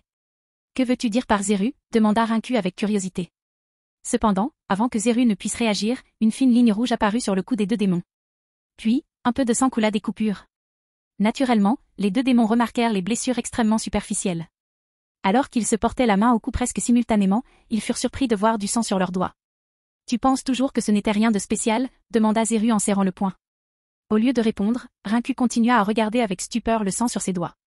Il nous informait qu'il aurait pu nous tuer à tout moment, dit Zéru en serrant les dents. Et aucun de nous ne saurait comment nous sommes morts. Alors, comment gagner demanda Rincu, un peu nerveuse. Calme-toi, Rincu, dit Zéru d'un ton solennel. Il ne peut combattre qu'un seul round. Tant qu'il affronte l'un de nos membres les plus faibles, nous aurons une chance de remporter les autres rounds. Prenant un moment pour réfléchir aux paroles de Zéru, la nervosité de Rincu disparut. Finalement, elle se mit à sourire comme à son habitude. C'est vrai, dit Rincu avec une confiance renouvelée. Le reste de l'équipe semble assez faible. On ne devrait donc pas avoir de mal à gagner. Chapitre 306, le tournoi des ténèbres commence. Monde humain, île du coup suspendu. Le lendemain, dans un grand stade en pierre, tous les sièges étaient occupés et l'excitation de la foule était palpable dans tout le stade. Au milieu se trouvait un grand ring de combat circulaire avec une femme brune debout au centre. Cette femme aux cheveux bruns, Kuto, l'arbitre du tournoi d'arts martiaux noirs, portait une chemise blanche et jaune à manches courtes style marin avec un foulard bleu, une jupe rose, des leggings noirs et des bottes roses courtes. Une queue de cheval de la même couleur que ses cheveux, terminée par une fourrure blanche, pendait dans son dos. Micro à la main, elle s'adressait à la foule avec énergie. « Mesdames et messieurs, le moment tant attendu est enfin arrivé », cria Kuto dans le micro. Sang, mort, carnage. Dans quelques instants, tout va s'écrouler sur ce ring. Êtes-vous prêts? Alors que la voix de Kuto résonnait dans tout le stade, les démons qui composaient la majorité du public se déchaînèrent. Leurs cris couvraient presque la voix de Kuto. Pendant ce temps, un groupe de 3 femmes sillonnait une allée à la recherche de sièges. « Ce sont des démons ?» demanda Keiko en regardant tous ces étranges humanoïdes dans les gradins. « C'est vrai. » Botan hocha la tête. « Mais attention. La plupart d'entre eux adoreraient dévorer des humains comme vous deux. J'aimerais bien les voir essayer, dit Chizuru avant de tirer une bouffée de sa cigarette. Je veillerai à leur montrer que les humains ne sont pas si faciles à manipuler. Oh, vraiment, s'exclama un démon gris foncé aux yeux verts terrifiants, se levant de son siège après avoir entendu la déclaration de Chizuru. Alors, pourquoi ne me montres-tu pas? Après avoir parlé, le démon s'avança d'un pas menaçant vers le groupe de 3. En l'observant de plus près, les 3 femmes virent qu'il mesurait plus de 2,50 m. Puis, arrivé juste devant Chizuru, il ouvrit grand la bouche, révélant ses longues dents acérées et sa langue rouge sang. Avant qu'il ne puisse s'approcher, Chizuru éteignit sa cigarette sur la langue du démon. Arg, hurla le démon, laissant sa langue pendre hors de sa bouche pour tenter de refroidir la zone brûlée. Cependant, avant qu'il puisse ressentir un quelconque soulagement, Chizuru jeta le mégot dans la gorge du démon. Une fois de plus, pris par surprise, le démon porta ses mains à sa gorge en émettant un étrange mélange de cris et de bruits étouffés. Alors qu'il souffrait et avait du mal à respirer, le démon croisa le regard de Chizuru. Voyant l'indifférence totale dans son regard, pour la première fois de sa vie, il ressentit de la peur pour un humain. Bientôt, il se surprit à fuir, à la fois par peur de l'humaine qu'il venait de rencontrer et dans l'espoir de trouver un endroit où retirer le mégot coincé dans sa gorge. Chizuru, c'était incroyable, dit Keiko, stupéfaite. Oui, rappelle-moi de ne jamais t'irriter, ajouta Botan. Oui, répondit Chizuru avec indifférence, en sortant une autre cigarette. Au même moment, un autre groupe de 3 femmes observait ce qui venait de se passer. Cette femme est très galante, dit Erza, impressionnée par ce qu'elle vit. Ce sont eux, maître Janké, demanda Irène, plus comme une confirmation que comme une question. Ouais, la fille aux cheveux bruns courts est la petite amie de cet idiot. Janké hocha la tête. La fille aux cheveux bleus est ton assistante. Et celle aux cheveux longs est la sœur aînée de Kuwabara. Je vois. Irène hocha la tête. Bien que celle aux cheveux longs n'ait pas beaucoup de pouvoir magique, sa conscience spirituelle semble hors norme. Oui, elle est encore plus douée que son frère à ce niveau-là, ajouta Janké. Puis il se leva et salua les 3 femmes qui cherchaient des places. Botan, ici. Maître Janké? Demanda Botan, incrédule. En voyant Janké dans la foule, Botan fut complètement choqué. Selon le supérieur de Koenma, il s'attendait à ce que Janké cache son identité et participe au tournoi avec l'équipe de Yuzuki. Tirant Keiko et Chizuru avec elle, Botan se dirigea vers Janké. Tous 3 s'assirent à côté d'eux, après qu'Erza eut repoussé les démons assis près d'eux, les faisant fuir. Cependant, avant que Botan ne puisse bombarder Janké de questions, la voix de Kuto résonna à nouveau dans tout le stade. Accueillons les participants pour notre premier match. S'écria Kuto, tout excité. Tout d'abord, l'une des équipes les plus populaires du tournoi de cette année, l'équipe Rokuyuke. Oui. Équipe Rokuyuke. S'exclamèrent de nombreux démons dans la foule. Rincu. Je t'aime.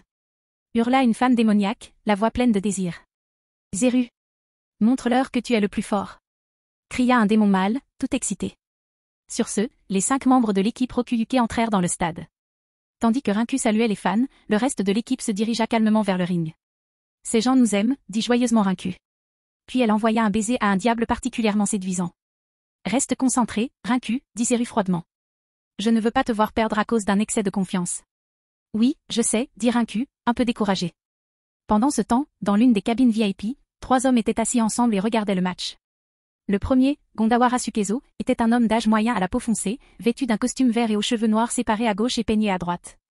Le deuxième, Sakyo, était un homme extrêmement beau, âgé d'une 20aine ou d'une 30aine d'années, vêtu d'un costume noir avec de longs cheveux lissés en arrière, des cheveux noirs et une frange couvrant le côté gauche de son front, et des cicatrices allant de son front à sa joue au-dessus de ses 2 yeux.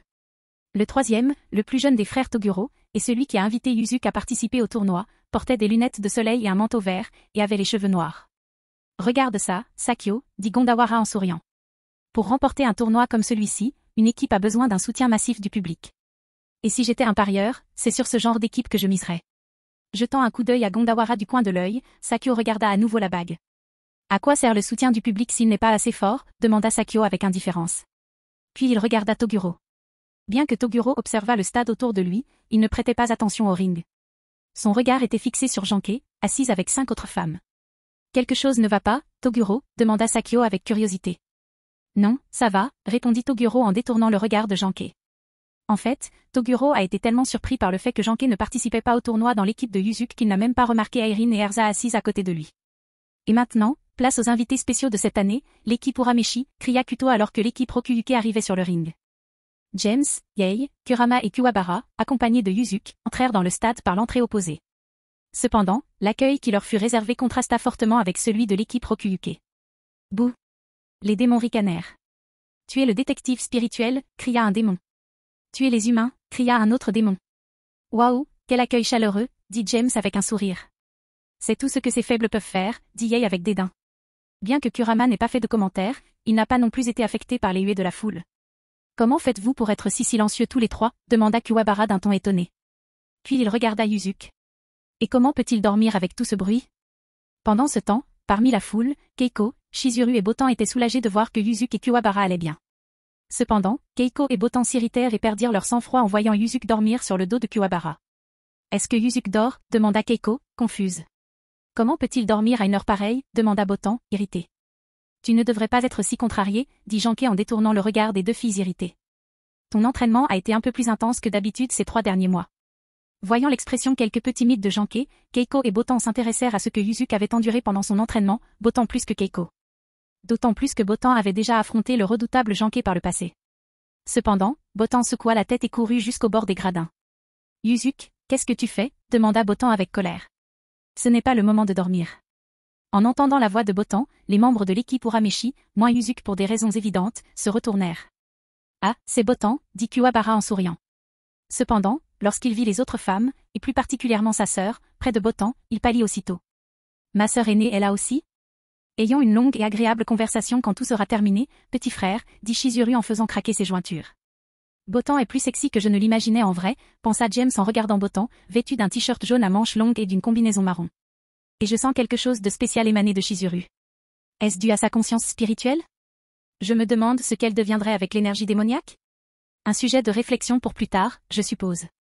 Au même moment, Chizuru sentit le regard de James, ce qui la poussa à tourner son attention vers lui. Remarquant que son attention se portait sur quelqu'un qu'elle ne reconnaissait pas, Keiko regarda également dans la direction de James. Et Chizuru, tu connais ce type? Demanda Keiko. Elle avait déjà vu et rencontré Kurama, Yei et Kuwabara, mais James était un visage inconnu. Tu parles du noir? Demanda Chizuru avec indifférence. Je n'en ai aucune idée. Mais il est très beau. C'est vrai. Keiko hocha la tête. Cependant, son attention ne se porta pas longtemps sur James. Elle se tourna rapidement vers Yuzuki. On n'a pas le temps, dit Yei d'un ton irrité. Allons-y. À la demande de Yei, l'équipe s'est dirigée vers le ring. Est-ce que ce type dort? Demanda Rinku. Tu dois avoir beaucoup de confiance en toi pour dormir dans une situation comme celle-ci, répondit Zeru. Ou peut-être qu'il est juste un idiot. Avant que Zeru ne puisse répondre, la voix de Kuto résonna dans tout le stade. Maintenant, capitaine d'équipe, venez sur le ring pour décider des règles du match, a déclaré Kuto avec un sourire. Immédiatement, Zeru sauta sur le ring et commença à marcher vers le centre. On a un petit problème, là, dit Kuwabara en regardant Yuzuki penché par-dessus son épaule. Notre capitaine dort encore. Alors pourquoi ne pars-tu pas? Demanda Kurama. Non, demanda Kuwabara en désignant son propre nez. Cela me semble bien, a ajouté James. Dépêche-toi, aboya Yei. C'est bon, dit Kuwabara en appuyant Yuzuki contre le bord du ring. Après avoir laissé tomber Yuzuki au sol, Kuwabara a sauté dans le stade et s'est dirigé vers Zeru et Kuto. Comment aimeriez-vous combattre ce round, messieurs? Demanda Kuto avec curiosité. Peu importe quand ils seront tous morts à la fin, a déclaré Zeru. Et si on se battait en tête-à-tête, comme des hommes? Demanda Kuwabara d'un ton sérieux. La première équipe à remporter 3 combats est déclarée gagnante. Comme je l'ai dit, ça n'a pas d'importance, dit Zeru avant de se détourner. J'espère que tu ne dis pas n'importe quoi, dit Kuwabara avant de se retourner comme Zeru. De l'air chaud? Demanda Zeru en se retournant. Je vais te montrer ce que ça fait de chauffer. Un instant plus tard, une ligne de feu, venant de Zeru, s'est allumée sur le ring et s'est dirigée vers Kuwabara. Kuwabara, sentant la chaleur approcher, se retourna et adopta une position de combat. Oh merde, je l'ai énervé, pensa Kuwabara. Cependant, avant que les flammes ne l'atteignent, ils se séparèrent et l'encerclèrent avant de poursuivre leur route vers le bord du ring, où Yuzuki dormait. Arrivés au bord, ils se séparèrent à nouveau et enflammèrent le bord du ring, créant un mur de flammes brûlantes autour de celui-ci. C'est donc un démon du feu, dit Yei en plissant les yeux.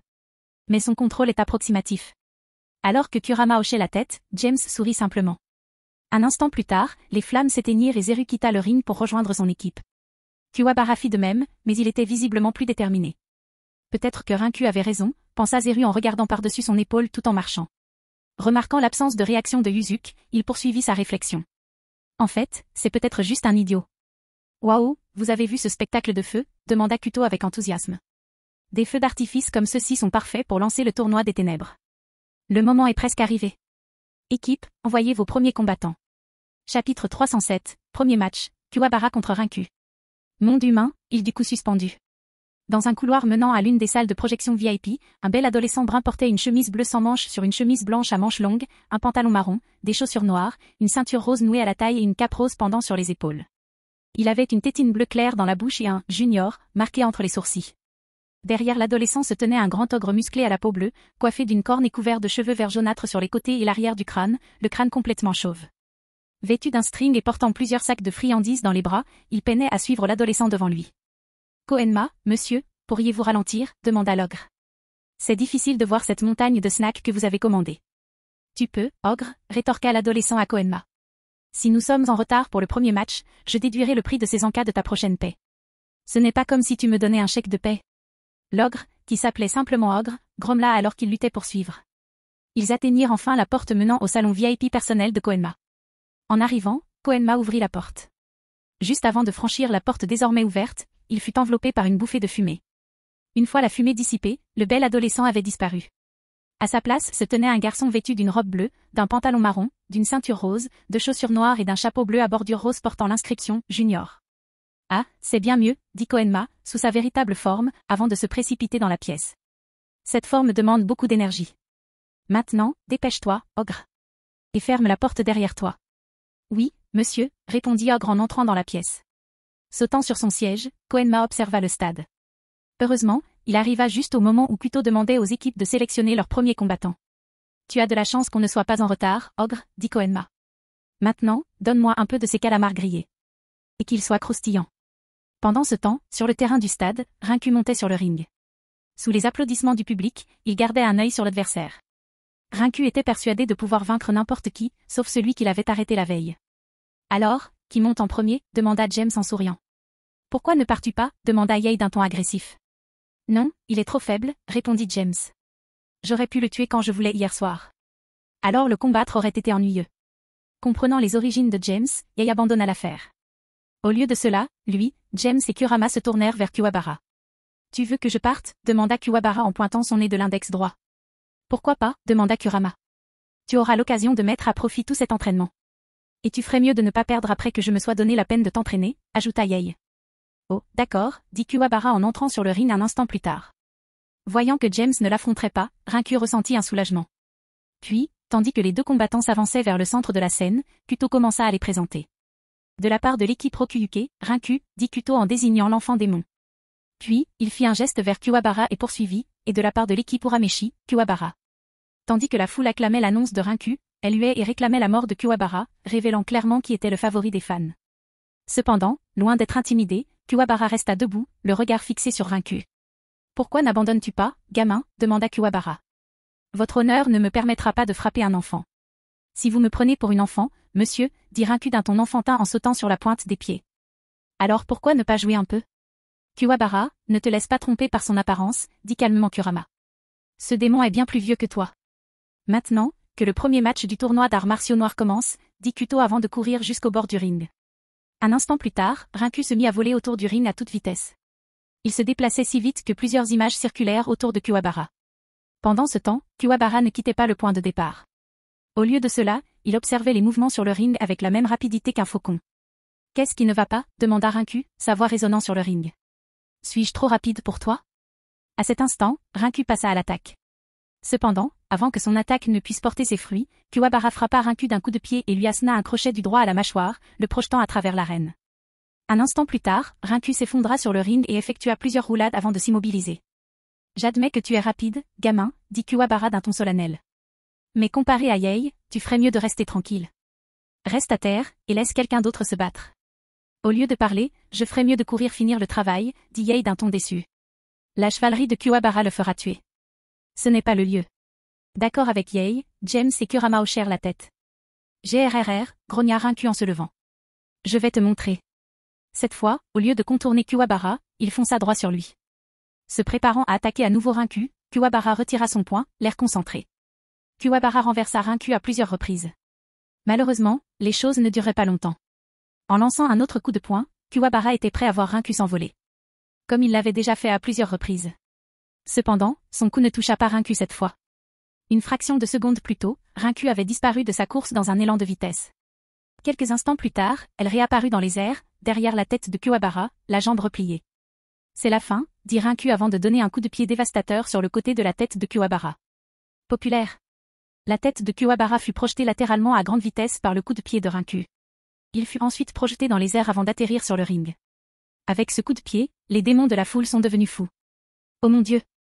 Vous avez entendu ça, s'exclama Kuto, tout excité. Je n'en suis pas sûr à 100%, mais je crois avoir entendu un bruit de coups se briser. Maintenant, je compte à partir de 10. 1. Ah. On pourrait compter jusqu'à 100, dit Rincu en saluant les fans enthousiastes. La poupée est morte.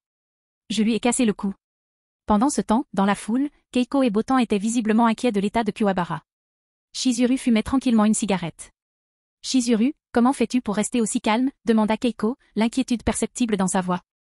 Tu n'as pas peur pour Kuwabara? Et ça ira, répondit Shizuru avec indifférence. Mon petit frère est bien plus costaud que ça. 4, dit Kuto. Souriant à la foule, Rincu fut surprise de ne plus entendre le décompte suivant après un moment. Puis, les yeux plissés, elle regarda vers l'endroit où Kuwabara était tombé. Et lorsqu'elle vit Kuwabara trébucher, elle plissa encore plus les yeux. Et gamin, on dirait que mon coup va bien, dit Kuwabara en tendant le cou. C'est dommage, dit Rincu d'un ton nettement plus sérieux en enfonçant ses deux mains dans sa ceinture. Il va falloir qu'on fasse quelque chose. L'instant d'après, Rincu sortit les mains de ses sacs. Elle tenait 8 yoyos entre ses doigts. Puis, elle les jeta au sol, les ficelles enroulées autour de ses doigts. Un instant plus tard, elle repoussa tout le monde. Ce sont des yo-yo serpents, dit Rincu en laissant le yo-yo toucher le sol et tourner sur lui-même quelques secondes. Et comme tout serpent, ils mordent. Lorsque Rincu a soulevé le yo-yo, il restait 8 petits trous dans l'anneau. Si tu penses que ces petits jouets suffiront à me vaincre, tu vas te régaler, dit Kuwabara en agitant les bras avant de poursuivre. Épée spirituelle, double. Continuant à agiter ses bras, Kuwabara invoqua 2 des épées oranges brillantes qu'il utilisait sur le bateau de croisière, une dans chaque main. Maintenant, allons-y, dit Kuwabara avant de courir vers Rincu. Au lieu de reculer, Rincu agita simplement ses poignets et ses doigts, en voyant les 8 yoyos voler vers Kuwabara. Voyant l'attaque imminente, Kuwabara coupa les cordes du yo-yo avec l'épée spirituelle dans sa main gauche. Ah, bien que ces yo-yo soient spéciaux, sans ficelle. Quoi, commença Kuwabara, avant de s'exclamer de surprise. Alors que l'épée de Kuwabara s'approchait des cordes du yo-yo, ce dernier se balança de manière erratique, esquivant le coup. Avec tous ces mouvements erratiques, les 8 yoyos, tous pointés sur la poitrine de Kuwabara, finirent par le frapper à différents endroits du corps. Arg, grogna Kuwabara de douleur. Il fut projeté en arrière sous les coups reçus. Tu es stupide, demanda Rincu en sortant le yo-yo. Tu pensais que j'utiliserais un simple jouet d'enfant? Ces yoyos me permettent d'y ajouter mon énergie démoniaque. Ainsi, je peux contrôler les ficelles pour qu'elles bougent exactement comme je le souhaite. Essayer de les couper avec une épée, c'est comme essayer d'attraper des serpents à main nue. Ah oui, demanda Kuwabara en titubant. Si c'est tout ce que tu as, tu ne me battras jamais. Plissant les yeux d'irritation, Rincu libéra une partie de sa soif de sang, que tout le monde pouvait ressentir dans et autour du ring. On dirait que Rincu n'apprécie pas l'insulte de Kuwabara, dit Kuto avec enthousiasme. On dirait que la situation va dégénérer. Vous êtes prêts? Oui, crièrent les démons dans la foule avec ferveur. Eh bien, on dirait que la foule veut te voir te faire botter le cul, dit Rincu en lançant à nouveau son yo-yo à Kuwabara. Alors, qui suis-je pour être en désaccord? Au lieu d'attaquer de front, Kuwabara entra dans l'arène. En un instant, il détacha un morceau de l'arène. Il le souleva ensuite, l'utilisant comme bouclier contre l'attaque de Rincu. Malheureusement, cela ne suffisit pas à empêcher les yoyos serpents de dévorer les dalles de pierre. S'éloignant des yoyos qui explosèrent sur la dalle de pierre, Kuwabara en souleva plusieurs autres. Cependant, il était clair pour tous que Kuwabara levait les boucliers à une vitesse trop lente pour que les yoyos de Rincu puissent les engloutir. Finalement, Kuwabara fut touché au torse par 4 des yoyos, tandis que les 4 autres s'enroulèrent autour de son poignet et de sa cheville gauche. Ah! Tout, grogna Kuwabara de douleur en crachant une gorgée de sang. Durant cette courte période, les 4 yoyos qui ont frappé Kuwabara ont profité de l'occasion pour s'enrouler autour de l'autre poignet et de la cheville de Kuwabara. Ah, maintenant que l'échauffement est terminé, place aux figures, s'exclama Rincu, tout excité. Pour ma première figure, autour du monde. Bang! Bang! Bang! Sur ce, Rinku souleva Kuwabara du ring. Puis, il commença à le faire tournoyer et à le projeter sur le ring à plusieurs reprises. Pendant la minute suivante, Kuwabara fut ballotté comme un jouet dont Rinku était las. Finalement, Rinku le plaqua une dernière fois au sol. Tout, c'est tout ce que tu as, demanda Kuwabara en crachant une nouvelle gorgée de sang. Qu'est-ce qui ne va pas avec ce type, demanda Rinku, commençant à transpirer sous l'effort. Il marche sur pile ou quoi? Un instant plus tard, les yeux de Rinku commencèrent à briller. Je viens d'avoir une idée géniale, dit Rinku en souriant. Et le meilleur, c'est que je n'aurai pas à travailler. Rinku envoya alors son énergie démoniaque dans les fils du yo-yo. Un instant plus tard, ils commencèrent à soulever Kuwabara. Cependant, au lieu de le faire tournoyer, Rinku continua de l'élever toujours plus haut dans le ciel. Finalement, il atteignit plus de 160 pieds, environ 50 mètres, de hauteur, dépassant le point culminant du stade. Je n'aime pas la tournure que prennent les choses, dit Kuwabara nerveusement. Lâche-toi, Rinku, cria un démon, tout excité. Lâche-toi. Lâche-toi. Lâche-toi. Les démons se mirent à chanter à l'unisson. Au même moment, Chizuru commença finalement à montrer une expression inquiète tandis que Keiko se tenait sur sa chaise, criant sur Yuzuki. Qu'est-ce que tu fais, Yuzuki, hurla Keiko. C'est ton ami, n'est-ce pas? Alors dépêche-toi de le sauver. Comme Keiko, Botan en avait assez du rêve de Yuzuki. Il courut alors dans le stade et commença à gifler Yuzuki à plusieurs reprises. Réveille-toi, Yuzuki, cria Botan en contrôlant les coups portés au visage de Yuzuki. Pendant ce temps, le reste de l'équipe Urameshi regardait simplement Kuwabara. On dirait que les fans veulent une goutte, cria Rinku assez fort pour que Kuwabara l'entende. Alors je dois donner à mes fans ce qu'ils veulent. Sur ce, Rinku dénoua les fils du yo-yo des poignets et des chevilles de Kuwabara. Il laissa la gravité faire le reste. Tombant vers le ring, Kuwabara commença à prendre de la vitesse. Cependant, il ne paniqua pas, contrairement à ce que tout le monde attendait. Tu as fait une grave erreur, Rinku, cria Kuwabara en s'approchant du sol. Tu n'aurais jamais dû me laisser utiliser mes mains. Ensuite, Kuwabara créa une autre épée spirituelle. Reste plus longtemps, cria Kuwabara. Sur ce, l'épée dans sa main s'allongea, ressemblant davantage à une perche qu'à une épée. Une perche que Kuwabara enfonça dans le sol. Pliant sous la force de sa chute, l'épée spirituelle ralentit sa chute. Finalement, juste avant de toucher le sol, Kuwabara s'immobilisa complètement, l'épée spirituelle étant pliée à un degré absurde. Maintenant, finissons en, cria Kuwabara en étant projeté vers Rinku. Mec, t'es vraiment stupide, ricana Rinku. En fonçant droit sur moi comme ça, je peux facilement te frapper avec tous mes yoyos. Et alors, demanda Kuwabara d'un ton déterminé. Tant que je peux t'assommer, ça n'a pas d'importance. Kuwabara étendit alors sa main droite vers l'avant et créa une autre épée spirituelle, la pointant directement sur la poitrine de Rinku et la faisant s'étendre aussi rapidement que possible. Tu aurais dû apprendre que ton épée stupide est inutile contre moi, dit Rinku, déviant deux de ses yoyos pour intercepter l'épée qui s'allongeait rapidement. Malheureusement pour Rinku, avant que son yo-yo ne puisse arrêter l'épée, elle s'est tordue et a esquivé les deux yoyos. Peut-il se plier, demanda Rinku, incrédule. Un instant plus tard, Kuwabara et Rinku furent battus et jetés hors du ring. Incroyable, un double tap, s'exclama Kuto. Je vais compter à partir de 10. Les deux combattants doivent compter jusqu'à 10 pour revenir sur le ring. Sinon, le combat sera déclaré nul. 1. Dès que Kuto commença à compter, Rinku se mit en mouvement. Lorsque Kuto atteignit le compte de 4, il était de retour sur le ring. Zut, dit Rinku en s'accroupissant sur le ring. Je n'ai presque plus d'énergie. Et le reste devra servir à soigner cette blessure. Utilisant le peu d'énergie démoniaque qui lui restait, Rinku commença à soigner son torse blessé. Pendant ce temps, Kuwabara n'avait toujours pas bougé, et Kuto avait déjà 6 ans. Lève-toi, Kuwabara. Dit Yuzuki en dormant. Je sais que tu as l'habitude d'être fessé, mais ce n'est pas le moment de fainéanter. 7, dit Kuto. Que as-tu dit, cria Kuwabara en se relevant comme s'il n'avait jamais été blessé. J'ai dit 7, Kuwabara, dit Kuto d'un ton confus. Tu as 3 temps pour revenir sur le ring, sinon tu perds. Non, pas toi, cria Kuwabara en courant vers Yuzuki. Puis il attrapa son capitaine endormi par le col. Répète-le, Urameshi, je te mets au défi. Ne fais pas semblant de dormir. 8. Kuto compta à nouveau. En entendant le décompte, Kuwabara lâcha Yuzuki. Se souvenant qu'il avait quelque chose de plus important à faire, Kuwabara commença à monter sur le ring. Ah, tu te moques de moi, dit Rinku, surpris que Kuwabara puisse bouger. Puis il tendit la main droite vers Kuwabara. J'en ai assez. L'instant d'après, 4 yoyos s'enroulèrent autour des jambes et du torse de Kuwabara. Quoi, hurla Kuwabara, surpris. 9, dit Kuto en continuant à compter. Non, dit Kuwabara, luttant pour se libérer. Les quelques instants qui suivirent semblèrent une éternité à Kuwabara et au reste de la foule. 10, cria Kuto. Désespéré, Kuwabara tomba simplement sur ses fesses avec une expression sans vie dans les yeux. Avec ça, Rinku gagne. Et l'équipe Rokuyuke prend l'avantage, 1-0, annonça Kuto, mettant fin au premier combat du tournoi d'arts martiaux sombres de cette année. Chapitre 308, l'équipe Urameshi contre-attaque. Monde humain, il du coup suspendu. Ce match s'est terminé de manière assez innocente, a déclaré Irene depuis son siège dans les tribunes. En fait, d'après ce que j'ai entendu à propos de ce tournoi, les résultats sont généralement beaucoup plus permanents, a déclaré Erza, en accord avec sa mère.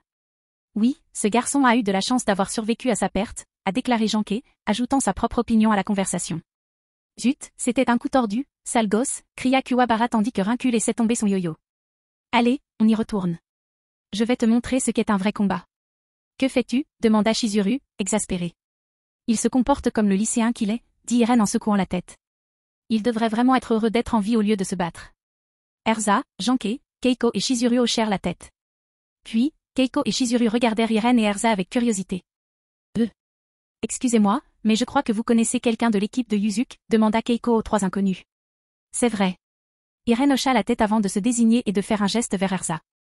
Je suis Irene Belserion. Et voici ma fille, Erza.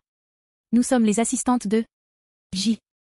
Une fois terminée, Irene désigna James du doigt, qui se retourna en remarquant son regard.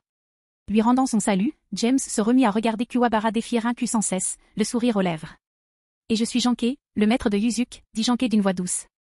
Alors, tu lui as appris à se battre demanda Keiko avec curiosité. On peut dire ça, répondit Janké. Et qu'entendez-vous par vos assistants demanda Chizuru avec curiosité.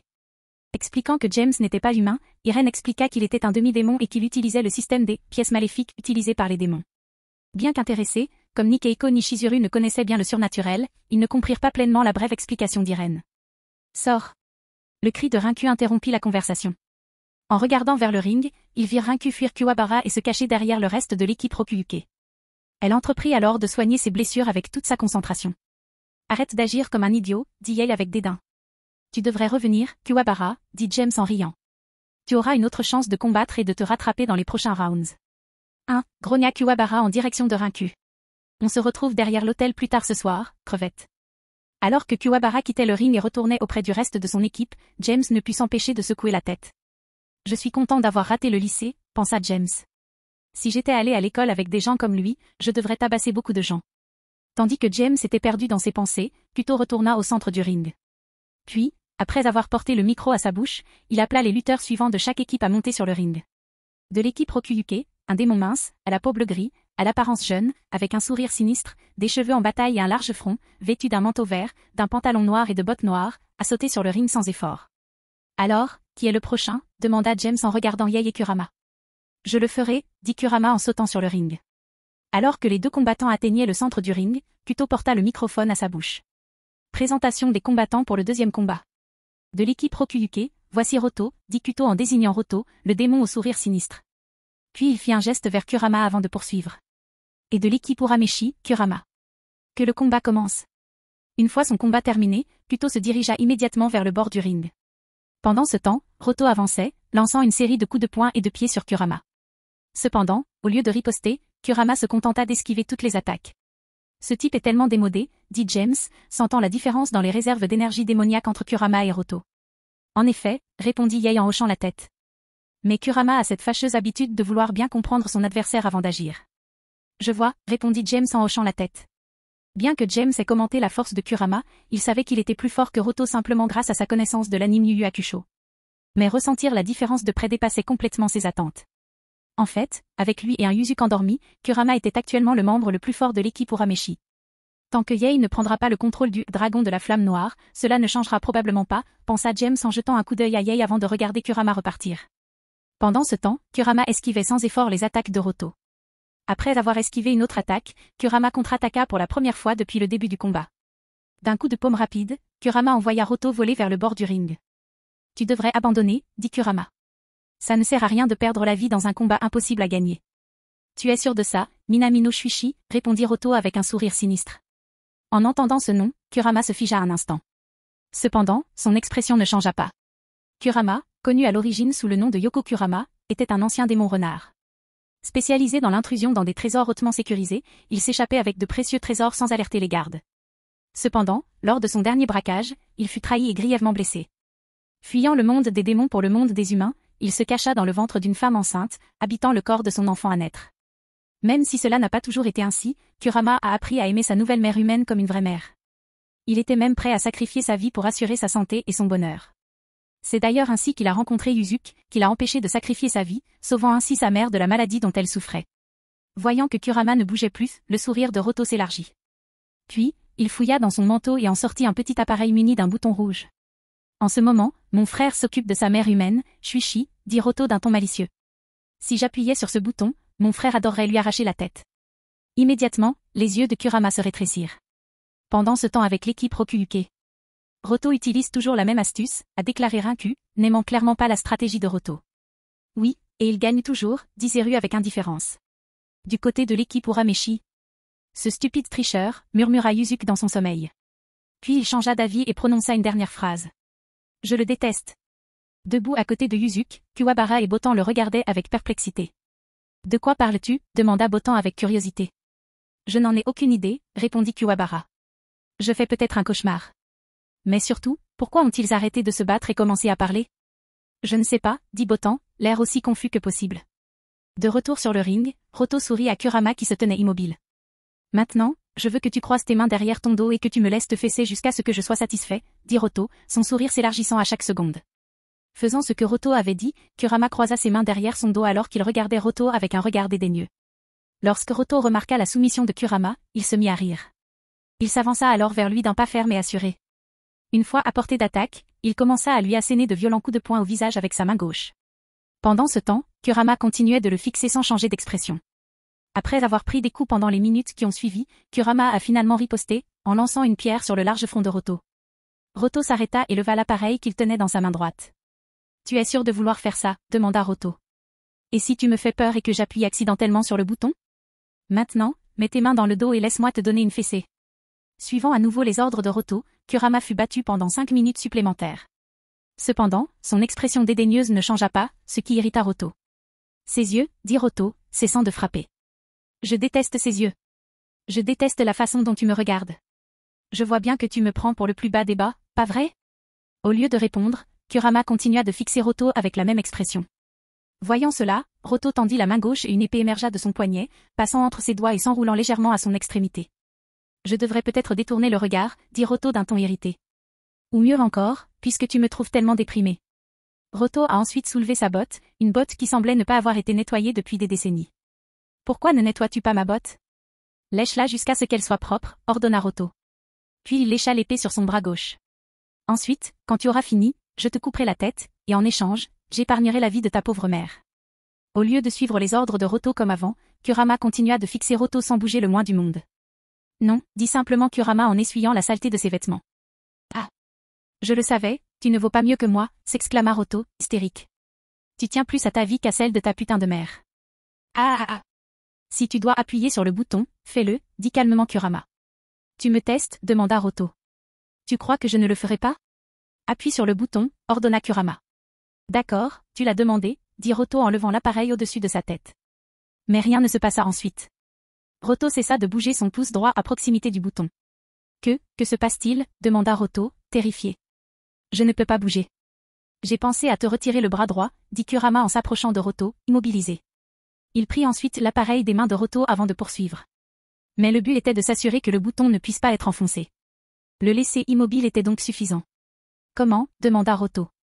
J'ai semé la graine de la plante mortelle dans ton corps, répondit Kurama. Après avoir pris racine, elle envahit le corps de son hôte et le tue en fleurissant. Sur ce, Roto se souvint du moment où Kurama l'avait frappé à la tête avec la pierre. Puis il se souvint d'une légère piqûre dans la poitrine au même moment. Une piqûre qu'il avait complètement ignorée. Puis, s'efforçant de baisser les yeux, il remarqua un petit trou dans sa poitrine. Au même moment, il comprit que sa vie était sur le point de s'achever. S'il te plaît, ne me tue pas, implora Roto. Je ne suis qu'un démon de bas étage, je ne sais pas faire mieux. Tu crois en la miséricorde, n'est-ce pas? Se retournant et marchant jusqu'au bord du ring, Kurama joignit à nouveau ses mains dans son dos. Cependant, avant d'atteindre le bord du ring, Kurama regarda Roto par-dessus son épaule et prononça un mot.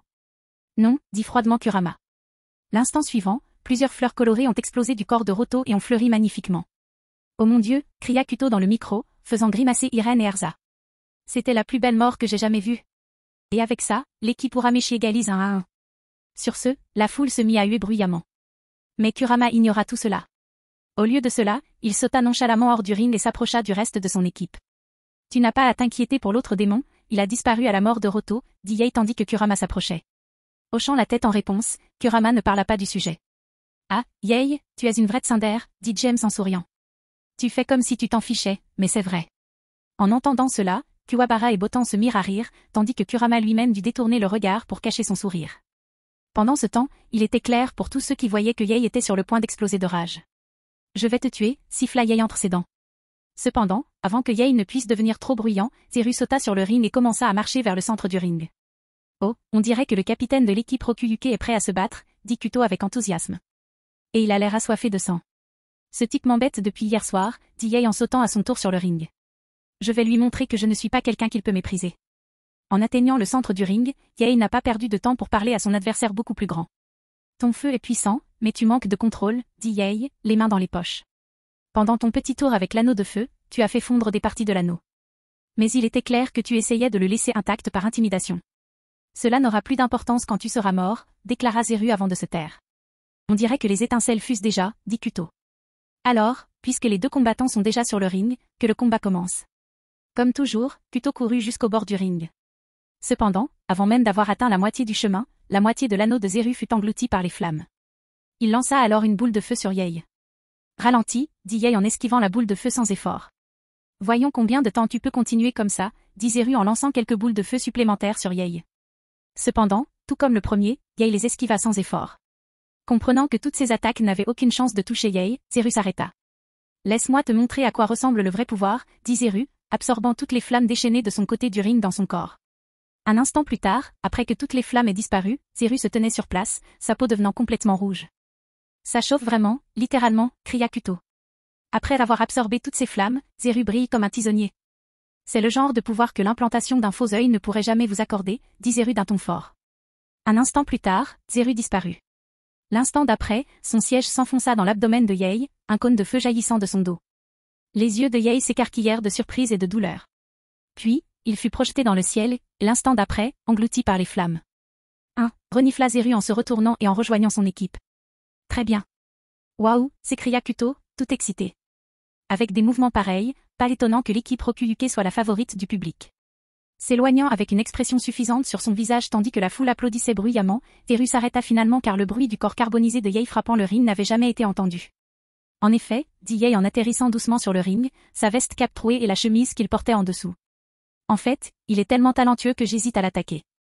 En se retournant, Zeru vit Yae pratiquement indemne alors qu'il enlevait sa veste et la jetait de côté. Comment est-ce possible, demanda Zeru avec une pointe de peur dans la voix. Tu as commis l'erreur d'insulter Jagan, dit Yae, la tache sur son front, cachée derrière son bandana, luisant intensément. Même si cela peut paraître anormal, il a ses propres idées. Et il déteste toute forme d'irrespect. L'instant d'après, le mouchoir de Yae brûla, exposant un troisième œil vert brillant avec une sclérotique rouge brillant. Maintenant, permettez-moi de vous montrer le pouvoir que j'ai reçu de Jagan, dit Yae d'un ton menaçant. Je suppose que mon bras droit suffira. Étendant son bras droit, l'œil Jagan de Yae se mit à briller encore plus intensément. Puis, une flamme noire et rouge apparut dans sa paume droite. Oh, zut! Ce sont les flammes des ténèbres, dit Zeru, terrifié. Ce sont les flammes les plus dangereuses des profondeurs du monde des esprits. Sauvez-moi, s'il vous plaît. Levant son bras droit au-dessus de sa tête, les flammes des ténèbres commencèrent à brûler plus intensément. En enveloppant sa main, son poignet et la moitié de son avant-bras, la chemise de Yae prit feu, tout comme son bandana plus tôt. Dragon de la flamme sombre, dit Yae d'une voix qui résonna dans tout le stade. Puis, les flammes sombres dans la main de Yae formèrent la tête d'un dragon oriental. Un instant plus tard, les flammes s'allongèrent et commencèrent à glisser vers Zeru, paralysé par la peur. Juste avant d'atteindre Zeru, la tête du dragon ouvrit ses mâchoires et avala son trou avant d'avancer et de s'écraser contre le mur qui séparait le ring des gradins. Après cela, les flammes des ténèbres se dissipèrent, laissant place à une brûlure de forme humaine. Yae croisa les bras dans son dos. Puis, il se retourna et rejoignit ses coéquipiers. Vainqueur du troisième round, Yae, cria Kuto, la surprise évidente dans son ton. Pendant ce temps, la foule tomba dans un silence stupéfait. Chapitre 309, les résultats de l'entraînement de Yuzuki. Monde humain, il du coup suspendu. Waouh! Je peux juste dire. Waouh! S'exclama Kuto en voyant Zeru se transformer en une simple silhouette sombre sur le mur séparant la foule de la zone de combat. Yae nous a clairement montré qui était supérieur en puissance de feu.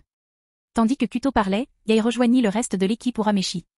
Bien que son visage ne se soit pas révélé, il était évident pour quiconque avait un peu d'expérience qu'Yae serait incapable d'utiliser son bras droit pendant un certain temps. Oh là là, Yei pourrait battre n'importe qui avec ce dernier coup, s'exclama Kuwabara avec enthousiasme. Cependant, un instant plus tard, son expression changea et son visage pâlit lorsqu'il réalisa ce qu'il venait de dire. Yei pourrait battre n'importe qui avec ce coup. Pendant que Kuwabara gérait son conflit interne, Yei quitta le ring et s'approcha de son équipe. Il n'est pas encore réveillé, demanda Yei en jetant un coup d'œil à Yuzuki en passant. Non, il est toujours éteint comme une lumière, répondit James. Grogna Yei. On n'avait pas besoin de lui pour gagner. Ces deux-là sont encore plus faibles que Rinku. Même un idiot pourrait les battre. Pendant ce temps, de l'autre côté du ring, Rinku et les deux derniers membres de son équipe étaient sous le choc. Ils ne s'attendaient pas à ce que Zeru perde, et encore moins à être éliminé en une seule attaque. Et, Rinku, dit nerveusement l'un des combattants restants de l'équipe Rokuuke. Je pense que tu devrais prendre en charge les derniers combats. Ouais, nous ne serons d'aucune aide contre des gens aussi forts, dit le deuxième démon avec crainte. Quoi, demanda Rinku d'un ton confus. Cependant, au lieu de répondre, les deux combattants ont couru vers le tunnel par lequel leur équipe entrait dans le stade. Et, ne pars pas, cria Rinku, encore blessé après le match contre Kuwabara, désespéré. Voyant cela, James ne put que secouer la tête. Dès le début du round, hormis quelques points de discussion mineurs, tout s'est déroulé exactement comme d'habitude, pensa James. Puis il laissa son regard errer sur les membres de son équipe et sur Botan, qui avait bondi des tribunes après le combat contre Kuwabara. J'espère que ce gamin ne finira pas par avoir des problèmes d'abandon après ça, a déclaré James avec un sourire. Toute l'équipe Urameshi ne pouvait que fixer James d'un air absent. Il était clair pour tous qu'il ne prenait toujours pas le tournoi des ténèbres au sérieux. Et à en juger par sa performance de la veille, on comprenait facilement pourquoi. Pourtant, une personne présente ignorait de quoi il était capable. Tu prendrais ça au sérieux? Aboya Botan avant de réaliser qu'elle ne connaissait pas le nom de James. Oh, tu peux m'appeler J, dit James en souriant. Et pour répondre à ta question, non, je ne peux pas prendre ça au sérieux. L'équipe de Rokuuke est très faible. Bien que sceptique quant à cette affirmation, Botan ne put qu'acquiescer en constatant que personne dans l'équipe Urameshi ne réfutait les dires de James. Elle remarqua Yei renifler d'agacement. Mais avant qu'il puisse poser d'autres questions, James tourna la tête vers l'entrée par laquelle l'équipe Rokuuke était entrée. Avec un grand sourire, James murmura quelque chose pour lui-même. Oh, on dirait que quelqu'un de fort arrive, murmura James. Je vais réveiller Yuzuki. Attends, peux-tu réveiller Urameshi, demanda Kuwabara, surpris. Pourquoi ne l'as-tu pas fait plus tôt? Parce que vous aussi, vous deviez tous vous battre, répondit James avec un haussement d'épaule indifférent. C'est le travail d'équipe qui fait le rêve, et tout le reste. Alors que Kurama regardait James avec un léger sourire, Yei parut encore plus irrité. Pendant ce temps, Kuwabara et Botan fixaient James d'un air distrait. Ignorant les regards, James s'avança vers Yuzuki et s'accroupit. Puis, il exprima son intention meurtrière, la laissant traverser la moitié du stade. Sentant cette immense pulsion meurtrière, Botan, Keiko, Chizuru et la plupart des démons les plus faibles faillirent s'évanouir. Puis, les combattants les moins expérimentés dans la foule eurent le souffle coupé, Kuwabara faisait partie de ce groupe. Finalement, les combattants les plus expérimentés lancèrent un regard suspicieux à James. Yuzuki, si tu ne te réveilles pas, le maître prendra en charge ton entraînement pendant les 3 prochains jours, dit James d'un ton menaçant à l'oreille de Yuzuki. Dès que James eut prononcé ces mots, les yeux de Yuzuki s'écarquillèrent. Puis il se redressa. Je ne vais pas subir une autre séance d'entraînement de cette sorcière sadique, s'écria Yuzuki avec conviction. Voyant Yuzuki éveillé et plein de vie, tout le monde était curieux de savoir qui était le professeur de James. Cependant, James fronça les sourcils à l'exclamation de Yuzuki. Puis, il sourit et posa sa main sur l'épaule de Yuzuki. Sentant la main de James sur son épaule, Yuzuki se figea. Les yeux tremblants, il tourna lentement la tête. Et en voyant le sourire de James, Yuzuki faillit se souiller le pantalon. Qu'est-ce que c'était, Yuzuki, demanda James avec un sourire chaleureux et amical. En voyant ce sourire, Yuzuki commença à frissonner. Je ne voulais pas l'appeler comme ça, dit Yuzuki, essayant de se distancer du sourire de James. Avant que James ne puisse intimider davantage Yuzuki, il tourna la tête vers l'équipe Rokuuke. Ses yeux étaient fixés sur le tunnel. Puis, il sourit en entendant la voix provenant de l'obscurité du tunnel. Zut, hurla une voix pâteuse depuis l'entrée du tunnel de l'équipe Rokuuke. Pourquoi est-ce si lumineux ici? Oh non, pourquoi est-il là? Demanda Rinku d'une voix tremblante. Un instant plus tard, un homme grand et costaud, coiffé d'une crête iroquoise bleue et de 2 queues de cheval descendant jusqu'à mi-dos, portant une courte barbiche et une moustache hirsute, ainsi qu'une ligne verte tatouée sur le bout et sous le nez. Hayes, vêtu d'un débardeur noir, d'un pantalon vert olive, de bottes noires et d'une ceinture rouge autour de la taille, entra sur le ring en titubant, ivre. En voyant ce type, je me sens soudain un peu chez moi, dit Yuzuki en essuyant une larme inexistante de son œil. Ignorant les regards confus des spectateurs, le grand homme se dirigea vers le ring. Puis, avec beaucoup de difficulté, il y grimpa avant de peiner à se relever. Après s'être relevé, il tituba vers Kuto. Lorsque l'homme fut suffisamment proche pour parler, Kuto recula immédiatement. L'odeur d'alcool qu'il exhalait par tous les pores de sa peau était presque enivrante pour elle, de loin. Salut, Sheila, dit l'ivrogne, se rapprochant mal à l'aise de Kuto. Burke, s'il te plaît, ne m'appelle pas comme ça, dit Kuto en reculant une fois de plus. Le problème, c'est que ces deux gars, ceux qui viennent de s'échapper, ont été tués accidentellement dans le tunnel, dit le grand homme avec un sourire ivre. Je me demande donc comment votre équipe va pouvoir continuer ce match. PFF. Ce type est vraiment doué, dit James en souriant, sachant déjà ce qui était arrivé aux deux démons qui s'étaient enfuis. En effet, répondit Yei. J'ai à peine senti son énergie démoniaque quand il a tué ces deux-là. Hein? Qu'est-ce que tu veux dire? Demanda Kuwabara, déconcerté par les commentaires de James et Yei. Cependant, avant que quiconque puisse répondre à la question de Kuwabara, Kuto repoussa l'odeur d'alcool et répondit à la question de l'homme sur le ring. Peu importe le nombre de coéquipiers qui meurent, un seul remplacement est autorisé par équipe, explique Kuto avec professionnalisme. Oui, cria l'homme en levant les bras. Ça veut dire que je peux combattre au prochain round. Quelqu'un peut-il faire sortir cet ivrogne de la scène, a crié un démon au hasard dans la foule. Immédiatement furieux, l'homme ivre chargea dans la direction d'où venait la voix. Bondissant dans les gradins, il commença à frapper sauvagement le premier démon qu'il croisa. Je ne suis pas ivre, cria l'homme. Je m'appelle Chu, et j'ai essayé de faire du papier, mais ma main est restée coincée dans la pierre. Ça peut arriver à tout le monde. Pendant ce temps, alors que le grand homme, Chu, exprimait son point de vue en utilisant ses poings, James tapota le dos de Yuzuki. D'accord, va le combattre, dit James en souriant. Ça devrait être un bon échauffement après avoir dormi si longtemps. Bien sûr, répondit Yuzuki en souriant. J'ai vraiment envie de frapper quelqu'un. Yuzuki sauta sur le ring et s'approcha du centre. Puis, s'approchant de Kuto, il cria à Chu. Allez, j'ai du pain sur la planche, cria Yuzuki. J'ai pas le temps de m'occuper d'un ivrogne. Son expression devenant sévère, Chu attrapa une bouteille d'alcool d'un démon proche puis retourna sur le ring à toute vitesse tout en buvant le contenu de la bouteille. Et, il m'a volé mon verre, dit un démon très ivre avant de s'endormir. De retour sur le ring, Chu termina la bouteille et la jeta hors du ring. Puis, il examina Yuzuki. Ne me laisse pas tomber, mon garçon, dit Chu avec un sourire ivre. Voyant que les deux combattants étaient présents, Kuto porta le microphone à sa bouche. 4e match du premier tour, équipe Rokuuke, Chu, dit Kuto en désignant Chu avant de désigner Yuzuki. Et de l'équipe Urameshi Yuzuki. Bouh. La foule hurlait avec haine. Tu es Yuzuki. Tu es Yuzuki. Tu es Yuzuki. Bon sang, j'imagine qu'être un détective spirituel est un bon moyen d'attirer la haine, demanda James avec indifférence. Mais j'ai aidé Yuzuki sur ses affaires, dit Kuwabara d'un ton frustré. Pourquoi n'as-tu pas crié? M'as-tu tué? Peut-être parce que tu as perdu, dit Yei d'un ton cinglant. Mais il ne le savait pas avant le combat, murmura Kuwabara. Pendant ce temps, dans les tribunes. Maître Janke, que pensez-vous des chances de victoire de Yuzuki? Demanda Irene. En entendant cette question, Erza, Keiko et Chizuru tournèrent également leur attention vers Janke. Eh bien, ils sont presque à égalité en puissance, dit Janke, son expression sévère inchangée. Si je ne m'étais pas entraîné avec vous tous, le combat aurait probablement été difficile.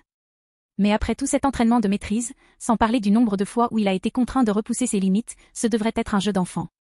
Dépasser ses limites, demanda Keiko avec inquiétude. Quel genre d'entraînement a-t-il dû suivre? Il vaudrait mieux que tu ne poses pas de questions, mon enfant, dit Janke en secouant doucement la tête. Sache juste que ça t'a rendue plus forte. Que le jeu commence, cria Kuto en s'enfuyant comme d'habitude. Sur ce, Chu commença à osciller de gauche à droite.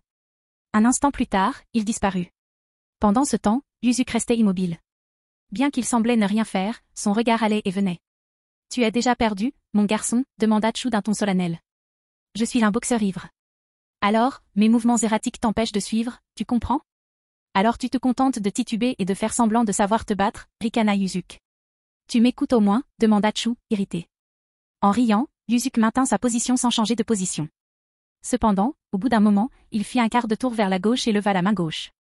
Frappez! Pour tout le monde, sauf James, Janke, Irene et Erza, la surprise fut que Yuzuki reçut un coup de poing de Chu visant l'arrière de la tête. Ouais, tes mouvements sont un peu désorientants, dit Yuzuki en serrant la main droite de Chu. Mais comparé à la galère que j'ai traversée ces 3 derniers mois, c'est mieux si tu marches normalement. Jusqu'à ce qu'il commence à s'entraîner avec Skatash, l'aspect le plus faible de Yuzuki était sa conscience spirituelle, quelque chose que Skatash a rapidement aidé Janke à corriger. Les 2 premières semaines passées au domaine d'Alavru, Yuzuki dormit peu. Pourquoi? Parce qu'il était toujours sur ses gardes face à une attaque sournoise de Skatash ou de Janke. Bien que les attaques de Janke fussent douloureuses, Yuzuki n'y prêtait guère attention, car elles n'étaient pas censées lui ôter la vie. Mais Skatash. La plupart de ces attaques sournoises étaient fatales avec une marge d'erreur très faible. Au fil du temps, Yuzuki apprit à comprendre son environnement et à localiser tous les êtres susceptibles de lui nuire, même pendant son sommeil. C'est pourquoi, quoique Kuwabara ait beau en face, ils ne parvinrent pas à le réveiller. Trop faible pour causer des dommages durables, ils ne purent le réveiller. Sans un mot de plus, Yuzuki lança un crochet droit dévastateur dans les côtes de Chu, renvoyant le démon en arrière avec le craquement esséurant des os brisés. Oh, grâce à l'entraînement du maître, il imprègne chaque coup de son énergie spirituelle, dit James avec un sourire. Hein, s'exclama Yuzuki en regardant à plusieurs reprises entre le poing droit et les côtes de Chu. Et à en juger par la réaction de Yuzuki, c'est une réaction subconsciente, a ajouté James après avoir vu la réaction de Yuzuki. Maintenant, même moi, je commence à être curieux de savoir qui est ton professeur, dit Kurama en jetant un coup d'œil à James du coin de l'œil. En temps voulu, mon ami. En temps voulu, répondit James, son sourire s'élargit. Grogna Yei, comme il l'avait souvent fait depuis sa rencontre avec James. Je te tuerai vraiment si ton professeur ne vaut pas l'attente et les jeux auxquels tu joues. Même si mon professeur n'était pas aussi bon que je l'imagine, je doute que tu me tues, répondit James avec la même expression. Et pourquoi penses-tu ça, demanda Yei d'un ton menaçant. Je te le dirai plus tard, dit James avant d'ignorer Yei pour regarder le match. À ce moment-là, Chu s'était quelque peu remis de la douleur causée par ses côtes cassées. Ce faisant, il fouilla dans la ceinture de son pantalon et en sortit une flasque. Alors, on dirait que je n'étais pas assez saoul pour te voir, hein, mon pote, dit Chu en levant sa flasque pour que Yuzuki la voie. C'est le chasseur d'ogres. Oh non, il va le faire, dit Rinku en cachant son visage derrière ses mains. Bla, bla, bla, bois, dit Yuzuki. Ça doit être fort. Et boire te rendra plus fort, non? Agacé par l'interruption de son explication, Chu fronça les sourcils vers Yuzuki. Pendant ce temps, Kuto expliquait à la foule et à ceux qui ne le savaient pas la puissance d'Ogre Killer. Puis, Chu déboucha sa bouteille et commença à en avaler le contenu. À chaque gorgée, une rougeur alcoolisée apparaissait sur sa peau exposée, et Yuzuki sentait la puissance de Chu grandir. Et il comprit enfin pourquoi James l'avait forcé à combattre ce type. Quelques instants plus tard, la puissance de Chu commença à stagner. Puis, avec une expression fière sur le visage, il courut jusqu'au bord du ring et se mit à vomir le contenu de son estomac. Hug. Je savais que ça arriverait, dit Rinku d'un ton quelque peu gêné. Ça va, demanda Kuto en frottant le dos de Chu tout en baissant le micro. Merci, mon amour, dit Chu en s'essuyant la bouche du revers de la main. Tu as une très jolie queue, mon amour. Vraiment? Kuto se redressa au compliment. Tu vas te battre ou flirter, demanda Yuzuki depuis sa position initiale. Comme je l'ai dit, je n'ai pas le temps de m'occuper d'une ivrogne. Alors je peux te laisser avec elle si tu veux. En entendant cela, Chu plissa les yeux. Puis il se releva et se tourna vers Yuzuki. À une vitesse bien plus rapide qu'auparavant, Chu fonça sur Yuzuki. Il lui lança alors une série de coups de poing que Yuzuki ne put contenir aussi facilement que le premier. Cependant, il parvint à les esquiver sans trop de difficulté. Après avoir porté un coup bien plus puissant que les autres, Chu parvint à forcer Yuzuki à reculer. Puis, dans le bref espace de temps qu'il s'était créé, Chu joignit ses deux paumes, et une boule orange brillante d'énergie démoniaque apparut entre elles. Oh, vous pouvez réellement voir des gouttelettes d'alcool flotter à l'intérieur de cette orbe d'énergie, dit Yei d'un ton perplexe depuis sa place parmi le reste de l'équipe Urameshi. Pendant ce temps, lorsque Yuzuki vit la forme de l'orbe d'énergie, il adopta une position que certains des plus grands démons et Koenma remarquèrent immédiatement. Cette position, a déclaré Koenma depuis sa salle VIP. Il l'a donc maîtrisée, dit Toguro avec un étrange sourire sur son visage. À cet instant, Chu lança l'orbe sur Yuzuki. À sa grande surprise, Yuzuki la jeta de côté, la faisant exploser parmi les démons dans les gradins. Il se précipita alors et frappa Chu à l'abdomen. Vague spirituelle, cria Yuzuki juste avant que le coup ne touche. Lorsque le coup de poing de Yuzuki toucha la cible, une explosion de puissance magique, ou d'énergie spirituelle, jaillit, propulsant Chu dans les airs. Quelques instants plus tard, il heurta le sol à l'extérieur du ring, à côté de Rinku, provoquant un sursaut de peur chez l'enfant démon. Comme je le pensais, Yuzuki est aussi fort que lors du combat contre Jin dans l'anime, pensa James en suivant la trajectoire de Chu. Mais il contrôle bien mieux son énergie. Quand Rinku regarda Chu, elle fut stupéfaite de le trouver vivant et inconscient. Elle n'avait jamais vu Chu vaincu aussi facilement. En fait, elle ne l'avait jamais vu perdre auparavant. Un instant plus tard, après s'être exclamé avec enthousiasme et avoir dansé un peu, Kuto a commencé à compter jusqu'à 10. Et sans surprise, Chu n'a pas pu revenir sur le ring. Le vainqueur du match et du round est, et l'équipe Urameshi, a crié Kuto dans son micro, sous les huées de la foule. Chapitre 310, après le départ. Monde humain, île du coup suspendu. Après l'annonce de Kuto, la foule commença à huer et à s'exclamer. Certains remarquèrent même que Chu commençait à bouger tandis que Rinku se tenait à ses côtés. Tuer ce perdant, a crié un démon en colère dans la foule. Aucun d'eux ne mérite de vivre après avoir perdu contre un humain, cria un autre démon. À ces mots, tous les démons hurlèrent de colère. Bien que plus forts que tous les démons présents dans les tribunes, Kuwabara, Botan et Keiko furent intimidés par la ferveur affichée par tous les démons. Ces démons sont fous, murmura Kuwabara. Comment peuvent-ils exiger la mort de leurs semblables? Tu donnes l'impression que les humains sont meilleurs, dit Yei avec dédain. Les démons sont bien plus sauvages que les démons, murmura James pour lui-même. Tais-toi, hurla Yuzuki, capturant instantanément toute l'attention du démon. Pour qui te prends-tu? Tu as passé tout le match à nous insulter, et j'ai écouté toutes tes conneries. Je ferai tout ce que tu veux, et aucun de vous ne peut me donner d'ordre. Et si ça te pose problème, je te mets au défi de me le dire en face pour que tu puisses le dire sur ma main. Pour appuyer ses propos, Yuzuki leva le poing, qui se mit à briller de la lumière bleue de son pouvoir magique, ou énergie spirituelle. Ce spectacle réduisit immédiatement la foule au silence. Après avoir obtenu le résultat escompté, Yuzuki hocha la tête. Puis, accompagnés de James, Yae, Kurama, Kuwabara et Botan, ils se dirigèrent vers le tunnel par lequel l'équipe Urameshi était entrée. Pendant ce temps, de retour sur le ring, Chu peinait à se relever. Rincu et lui observait le dos de l'équipe Urameshi quitter l'arène, tandis que Chu souriait légèrement. « Bien pour toi, mon pote, » dit Chu, scrutant le tunnel jusqu'à ce qu'il ne puisse plus voir les silhouettes de l'équipe Urameshi. « Eh bien, je pense que nous devrions y aller aussi, » dit Irene en se levant de son siège parmi les démons stupéfaits. Suivant les conseils d'Irene, Erza, Janke, Keiko et Shizuru se relevèrent. Puis, tandis qu'Erza relâchait sa pression, les démons qui les entouraient reprirent leurs esprits et laissèrent le groupe de 5 passer sans encombre. Quelques minutes plus tard, Irene et les autres filles quittèrent le stade. Cependant, sans surprise, l'équipe Urameshi et Botan les attendaient devant l'entrée des spectateurs. Cependant, lorsque Yuzuki aperçut Irene et Erza, ils le regardèrent avec surprise. « Tu ne m'avais pas dit qu'un de tes hommes allait venir, » dit Yuzuki avec surprise. « Eh bien, tu n'as rien demandé, » répondit James en haussant les épaules. « Et si tu avais été attentif, tu les aurais sentis depuis longtemps. » Au lieu de discuter avec James, Yuzuki détourna le regard. Sachant que James était à proximité, il baissa un peu sa garde. « Même si nous sommes en territoire hostile. »« Souviens-toi, je ne suis pas là pour te sauver, Yuzuki, » dit James d'un ton sévère. « Je suis dans ton équipe uniquement pour m'entraîner. »« Ouais, je sais, » dit Yuzuki, irrité que James ait révélé ses pensées intimes. « Yuzuki, » cria Keiko en courant vers Yuzuki. À son arrivée, elle serra son amie d'enfance dans ses bras. Au même moment, Yuzuki la serra inconsciemment dans ses bras. « PFF. On dirait toujours qu'ils ont quelque chose de vraiment bien en commun, » dit Kuwabara avec nostalgie. Puis il se mit à sourire joyeusement. « Tout comme Yukina et moi. » C'est vrai, Kuwabara ne sait toujours pas que Yukina est la sœur cadette de Yae, pensa Botan. Je ne sais pas pourquoi il veut garder le secret, mais tôt ou tard, ça finira par éclater. Dis un mot et tu mourras. La voix de Yae résonna dans la tête de Botan. En entendant cette voix, Botan se mit à trembler.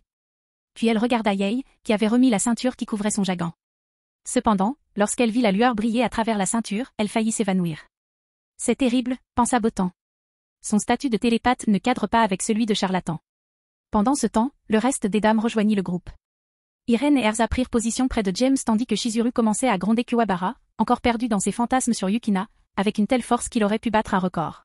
« Alors vous avez bien mérité de participer à ce voyage, hein ?» demanda James en souriant à Irene et Erza. « Juste par curiosité, comment avez-vous décidé, vous et les autres, qui viendraient ?»« Eh bien, Lancé, Dante et Lady n'avaient aucune envie de venir en premier lieu, » a déclaré Irene. « Pas Akua, » ajouta Erza. « C'est vrai, elle est si silencieuse que je l'ai oubliée, » dit Irene en hochant la tête. Après ça, on a joué à plusieurs jeux pour décider. « Quel jeu ?» demanda James avec curiosité. « Mario Kart, » dit Irene avec un léger sourire. « Au fait, puis-je suggérer qu'aucune des filles ne passe son permis de conduire ?» Était-il si mauvais demanda James en souriant. « C'est vrai, » répondit Irene avec un sourire. Évidemment, aucun d'entre eux n'avait jamais joué à des jeux de course ni conduit de voiture. « Pour être honnête, tu n'es pas obligé de conduire, » dit James après un bref rire. « Mais attends, maman a fait les deux. »« Beaucoup. » Alors comment se fait-il qu'elle n'ait pas eu de place pour ce voyage ? En entendant cette question, Irene et Erza ont commencé à rire. J'étais trop occupée à rire de la méchanceté de tout le monde, a déclaré Irene. Elle ne pouvait donc pas se concentrer sur la course elle-même, a déclaré Erza, continuant là où sa mère s'était arrêtée. Soupir. On dirait maman, dit James avec un sourire exaspéré. Si tu as fini de me rattraper, j'aimerais retourner à l'hôtel, dit Janke, agacé par tous les démons qui la regardaient avec soif de sang. Interrompant leur conversation, tout le monde se dirigea vers l'hôtel où logeait l'équipe Urameshi. Heureusement, la suite qui leur était attribuée était suffisamment grande pour tous les accueillir, sans doute grâce à Koenma. En parlant de Koenma, lui et l'ogre étaient toujours dans la salle VIP, sans avoir quitté le stade. Koenma, monsieur, quelque chose ne va pas, demanda Ogre avec curiosité. Le match est terminé, on ne devrait pas y aller ? Ignorant Ogre, Koenma fixa l'anneau, perdu dans ses pensées. Pourquoi le nouveau Satan est-il ici ? Se demanda Koenma. Je vais devoir lui parler et découvrir ses intentions.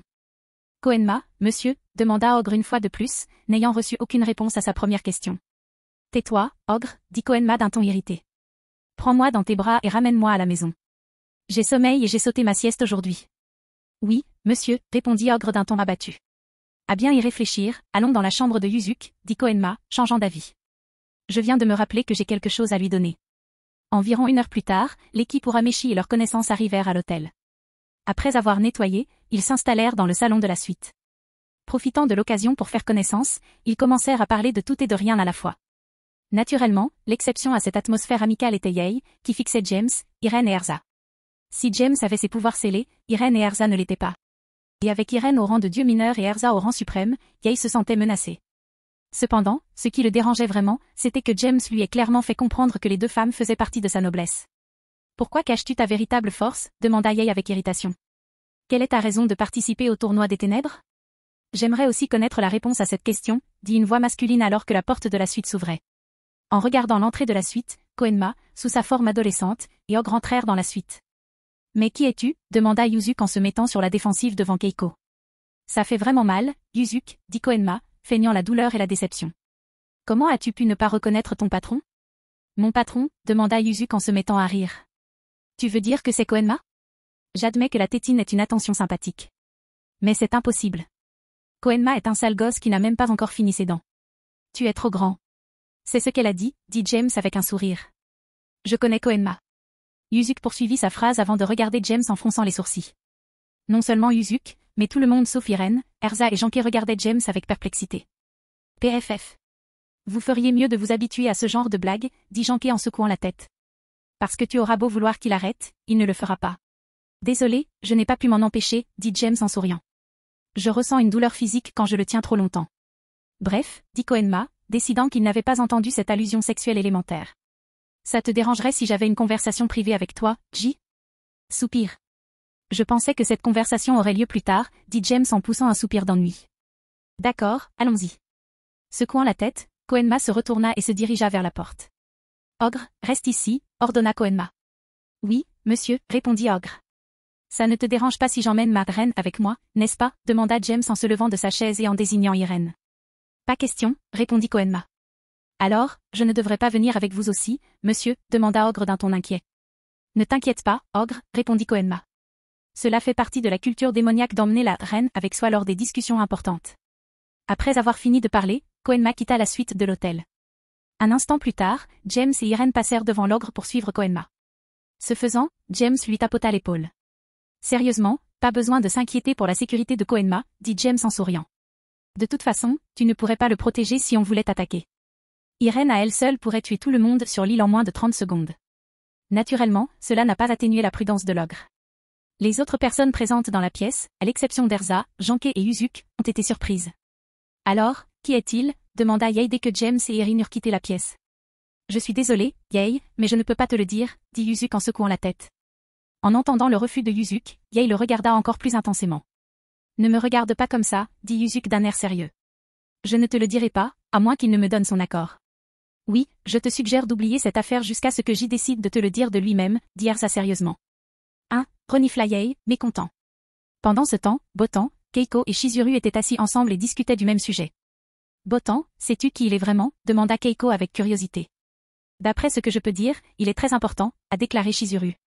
J'ai une intuition, mais je ne pense pas vouloir la partager, a déclaré Botan. S'il est bien celui que je crois, je préfère la garder pour moi. Botan, allons-y, dit Keiko en secouant Botan par l'épaule. Tandis que Botan s'efforçait de ne pas divulguer les informations qu'elle détenait, Koenma, James et Irene arrivèrent sur le toit de l'hôtel. Après avoir observé James avec attention, Koenma ouvrit enfin la bouche pour parler 3 minutes plus tard. Pourquoi quelqu'un d'aussi prestigieux que le nouveau Satan des Enfers viendrait-il à ce tournoi demanda Koenma, essayant d'être aussi intimidant qu'un adolescent docile pouvait l'être. Juste pour un peu d'entraînement, dit James avec un sourire. Comment est-ce possible que ce soit un entraînement pour quelqu'un d'aussi fort que toi demanda Koenma avec curiosité. Le maître peut faire beaucoup de choses avec ses runes, tu sais, répondit James. Sache juste que je ne suis pas là pour perturber le processus. Bon sang, je n'ai même pas l'intention d'entraver la croissance de Yuzuki. En entendant cela, les yeux et la bouche de Koenma s'écarquillèrent. Voyant que la tétine ne lui tombait pas de la bouche, James et Irene furent tous deux intrigués de découvrir son fonctionnement. Bref, rentrons, dit James en souriant. On rate la fête. Fin de la vidéo, abonnez-vous à la chaîne pour nous encourager, merci beaucoup.